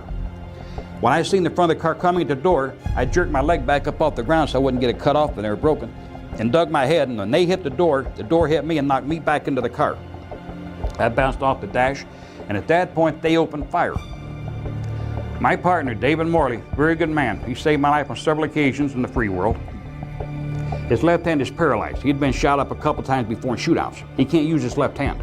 At this point, he's leaning down, fumbling under the seat of the car, looking for his gun, looking for a 9mm. And I'm yelling, get out, get out, get out. And to me, it seemed like it's taking forever. When he got the 9, he put it up under his arm. He's got to close his arm, reach across, open the door to exit. Well, this is only a few seconds, but it seemed like a lifetime to me. When we come out of the car, when he come out, he took the first shot. David Ostertag went down. At this point, when I come out, there was no need for me to even shoot. The other officers didn't there. I didn't know they were cops at that time. Neither did my partner. We had no idea they were police officers. He crawled up under the car, and he was screaming, I guess, they're going to kill us both. They're going to kill us both. David Ostertag was already down. I grabbed the AK-47 out of the car, had it in the back seat. I'd went and picked that up out of the storage shed for the simple reason I'd had a meeting prior to those people, and somebody had poked me in the chest, and I just knocked them down and stomped on them a couple times and told them, don't ever threaten me to tell me you're going to trunk me. If you do it first and then come and tell me that you done it. I went and told Dave, I said, we got problems. I went and got the AK-47 out, got the ammo can out. I had a 30-round clip in the AK-47. This is all in the law books. The ammo can had 520 rounds of ammo in it. Away when he was in jail. David Ostertag can tell you how many rounds we had for the 9mm, the clips, all the loose rounds. I went into a little swamp. Took him several hours to get me out. Who knows? He could have had pneumonia. The AK-47 tractor spring it broke. It wouldn't fire. A lot of people around. A lot of people. We had traffic backed up from the shooting incident there all the way to Wisconsin and all the way to the city of Chicago. He looked so excited. They opened fire first. And they were in an unmarked car. Unmarked car. Plain clothes? Plain clothes. They had a windbreaker on. They were wearing a badge on their gun belt underneath the windbreaker jacket sitting in a car. They were shooting from inside the car. David Ostertag had exited coming around shooting when David Morley dropped him. Not 007. Did they ever say you were under arrest or? No. Did they identify, did they yell police officers? Nobody identified nothing. I mean, the shooting started. How many shots were fired before your partner took the shot? Well, I'm going to say they got off probably the first 14 shots. They say they fired 3 and 11 out of 52. They said we fired the rest of them. But there's not that many shell casings on hand.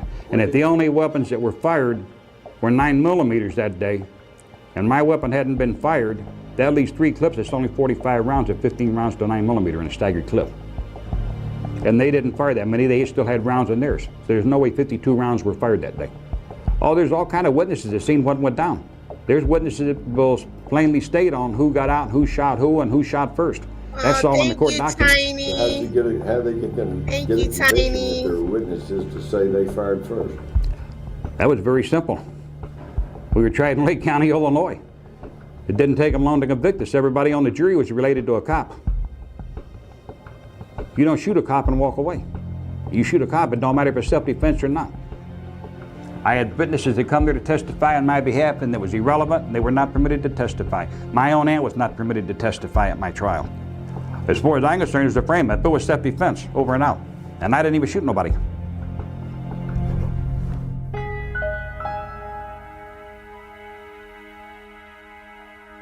What has changed in your life in recent years? I think probably the biggest change in my life is, and let me go back just a little bit farther. Before this change took place, I had no emotions or no feelings, basically speaking, for anyone at all. My family never came first. The agency came first. Crime family came first. Everybody was always ahead of my wife and my kids. Wrong. I know that. I know that now. I've got probably a lot of regrets, maybe some remorse for a lot of the things that I did do. I'm sorry at times I wasn't there to see my kids go to their little school plays or do their dances, recitals, or whatever. I'm sorry I wasn't there for their birthdays, for a lot of their Christmases. But those things are part of my life growing up. These are things that I accepted. Because to me, other things were more important. My family, my wife, my kids, they were way down on the list of priorities. Wrong, I know. We believe you. We believe that. Aw, thank you, Plotter. Are you remorseful about shooting Kennedy? For many years, no, I wasn't. But as the time goes by, I'm not saying remorseful for shooting Kennedy. Maybe I'm more remorseful for how it affected this country and for the things it's done. Maybe John F. Kennedy did do some good things for this country. I'm not really sure. But I got a lot of remorse for a lot of things that I've done. But that's for the simple reason I've got my life turned around a little bit. So I can't be as hard as I used to be. I try to have a lot of compassion for my fellow man. He's still alive? But with John F. Kennedy, he died. We'll see. I guess gotta be honest. Yeah. Let's say I got a little remorse there for him because not specifically maybe him, but like for his family, for the kids and all. But at the time when we acted, I felt that I was right in what we were doing. Why did you dislike the man? I disliked Kennedy. The reason you got to understand, I didn't like Kennedy for one reason. I didn't know the man personally, never met the man, never seen him in person as far as I know. The whole thing was, I was heavily involved in training for the Bay of Pigs. I didn't go with them. I wasn't on the shoulder. I wasn't a soldier. I didn't go there and fight. I never fired a shot. I trained them in setting up demolitions, making bombs, weapons, ambushes, we call them MAs, mechanical ambushes, firing weapons, trained them in weapons trade. in some hand-to-hand combat. What I did wasn't all that important, but you get to know guys. You work with them all day. You're out there at the fire of the night. You sleep out there in the wilderness. You know, you live together for a while. They get trained. They go away. If I'd have had my choice, I'd have went with them. Luckily, I didn't. But when they went there and they got slaughtered, got arrested, put in prison all their lives, tortured, killed, it was a mess. All because Kennedy, and we had all kind of firepower sitting out there waiting. We got to had some good airplanes there. They shafted them bad. Kennedy wouldn't do it. He got scared. He wouldn't go for it. When I say Kennedy got scared, he was scared of Khrushchev, Russia and them. But the whole thing was this. That's one of those things. They called it off. It was a no-go. They had no support. They went in. They got their ass shot off. So you felt like Kennedy had betrayed him? Oh, Kennedy betrayed. I felt like he really betrayed me, even though he didn't even know who I was. But he betrayed the operation itself. And this was a government-sanctioned operation without a doubt. And when this happened, and then later I found out that a lot of the people that we had trained that were supposed to have been there, they were put on I want to call it a banana boat, like a freighter. And these people, they were trucked around. There's several hundred men on this freighter. And they're giving them like a 5-day joyride around the Gulf of Mexico instead of taking them over there to fight. And these guys, these Cubans, I mean, they were dedicated. They were dedicated where these were, well, when you get down to it, what's a patriot, what's a terrorist? The Cuban that have been terrorists, that's the patriots, okay? A patriot and a terrorist, the only difference is what side of the fence you're on. Everybody's fighting for what they believe in. But these Cubans, they were fighters. They wanted to go. And they were very, very upset with the agency and a lot of other people because they didn't make the scene.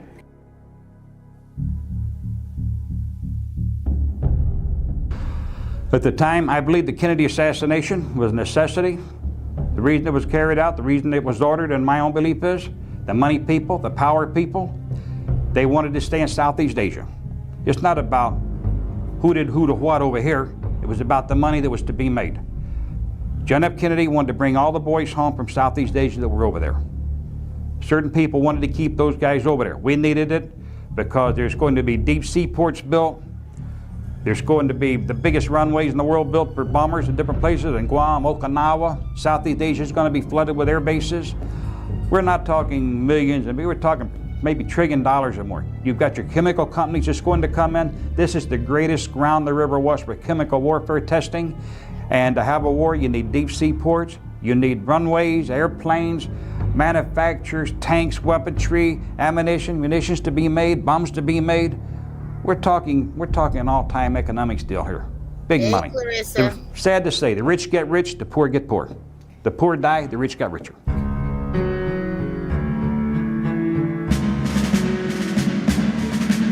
Well, that's that. So, guys, what'd you think about that? I feel like you did all of that, spend your life in jail. You didn't really make no difference in the world because guess what? It doesn't matter what you do now. Another 20, 30 years is going to repeat itself. They're going to do something else. All the people that were involved are gone. So you just wasted, pretty much in my opinion, you just wasted your life for nothing. Like when you could have done something that could have lasted. You know, people were traumatized. And guess what? 4 or 5 generations later, it's just, you know, we're just watching a documentary about it saying how messed up it is in comparison to the messed up world we're living in right now. Like it's pretty bad. It's pretty bad. It's pretty bad. But, you know, that's the world we live in, right? That's the world we live in. I have a couple of other videos around JFK because I don't know who sent them to me, but there was a couple that I found around JFK or that someone sent to me. I can't remember. So we'll touch on them. They're on my playlist. So I don't know if it'll be tomorrow or the next day or whatever. Like I said, I'm trying to get in a lot more videos or information, news reports about missing children that are like recently missing that are not on the list or on the website so that we can start playing them, at least spend like 15 minutes doing that. So if you guys see videos or anything like that, you can send them to me. Usually they're pretty short, like 2-3 minutes, because they're like clips from news or whatever. And then we can play those. So I'm trying to, build a playlist for that now. And also, if there's anyone that is actually looking for a child and they want to come on and talk about the child that they're missing or anything like that, we're also opening up for that as well. So just a couple of things that I wanted to touch on. Of course, the website is up and there's plenty of information on the website, as well as the email address, as well as the link to the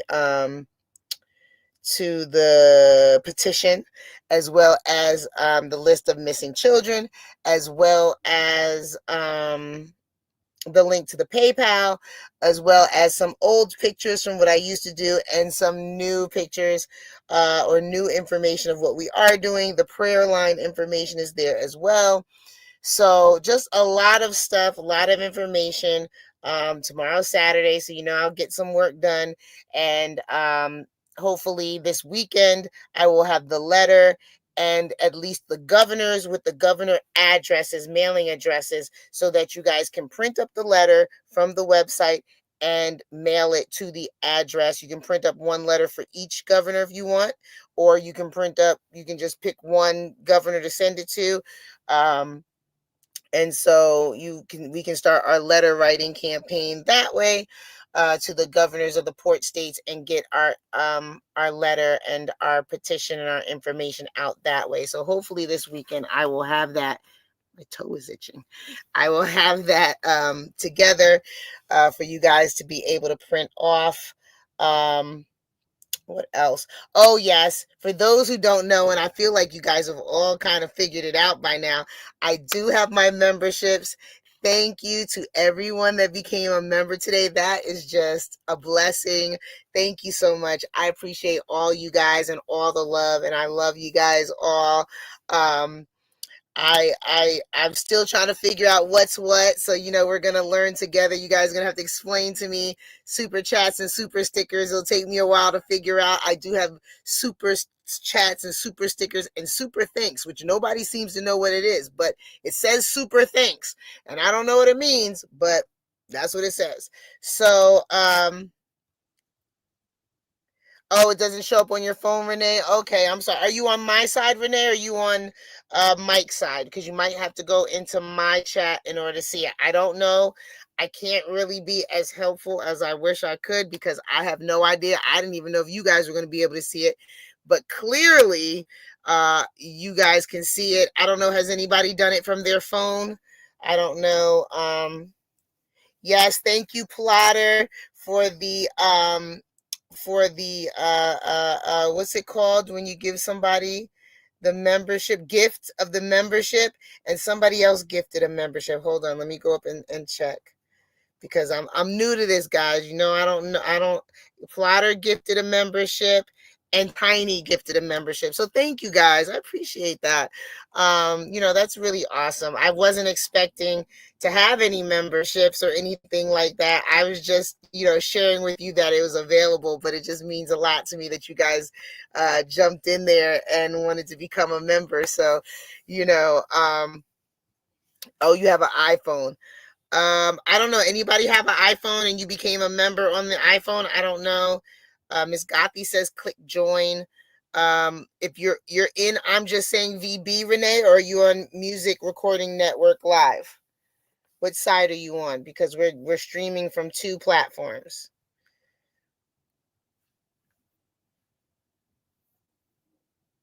So yeah, so I appreciate you guys. I appreciate all the love. I appreciate the heart, the wanting to be a part of the solution.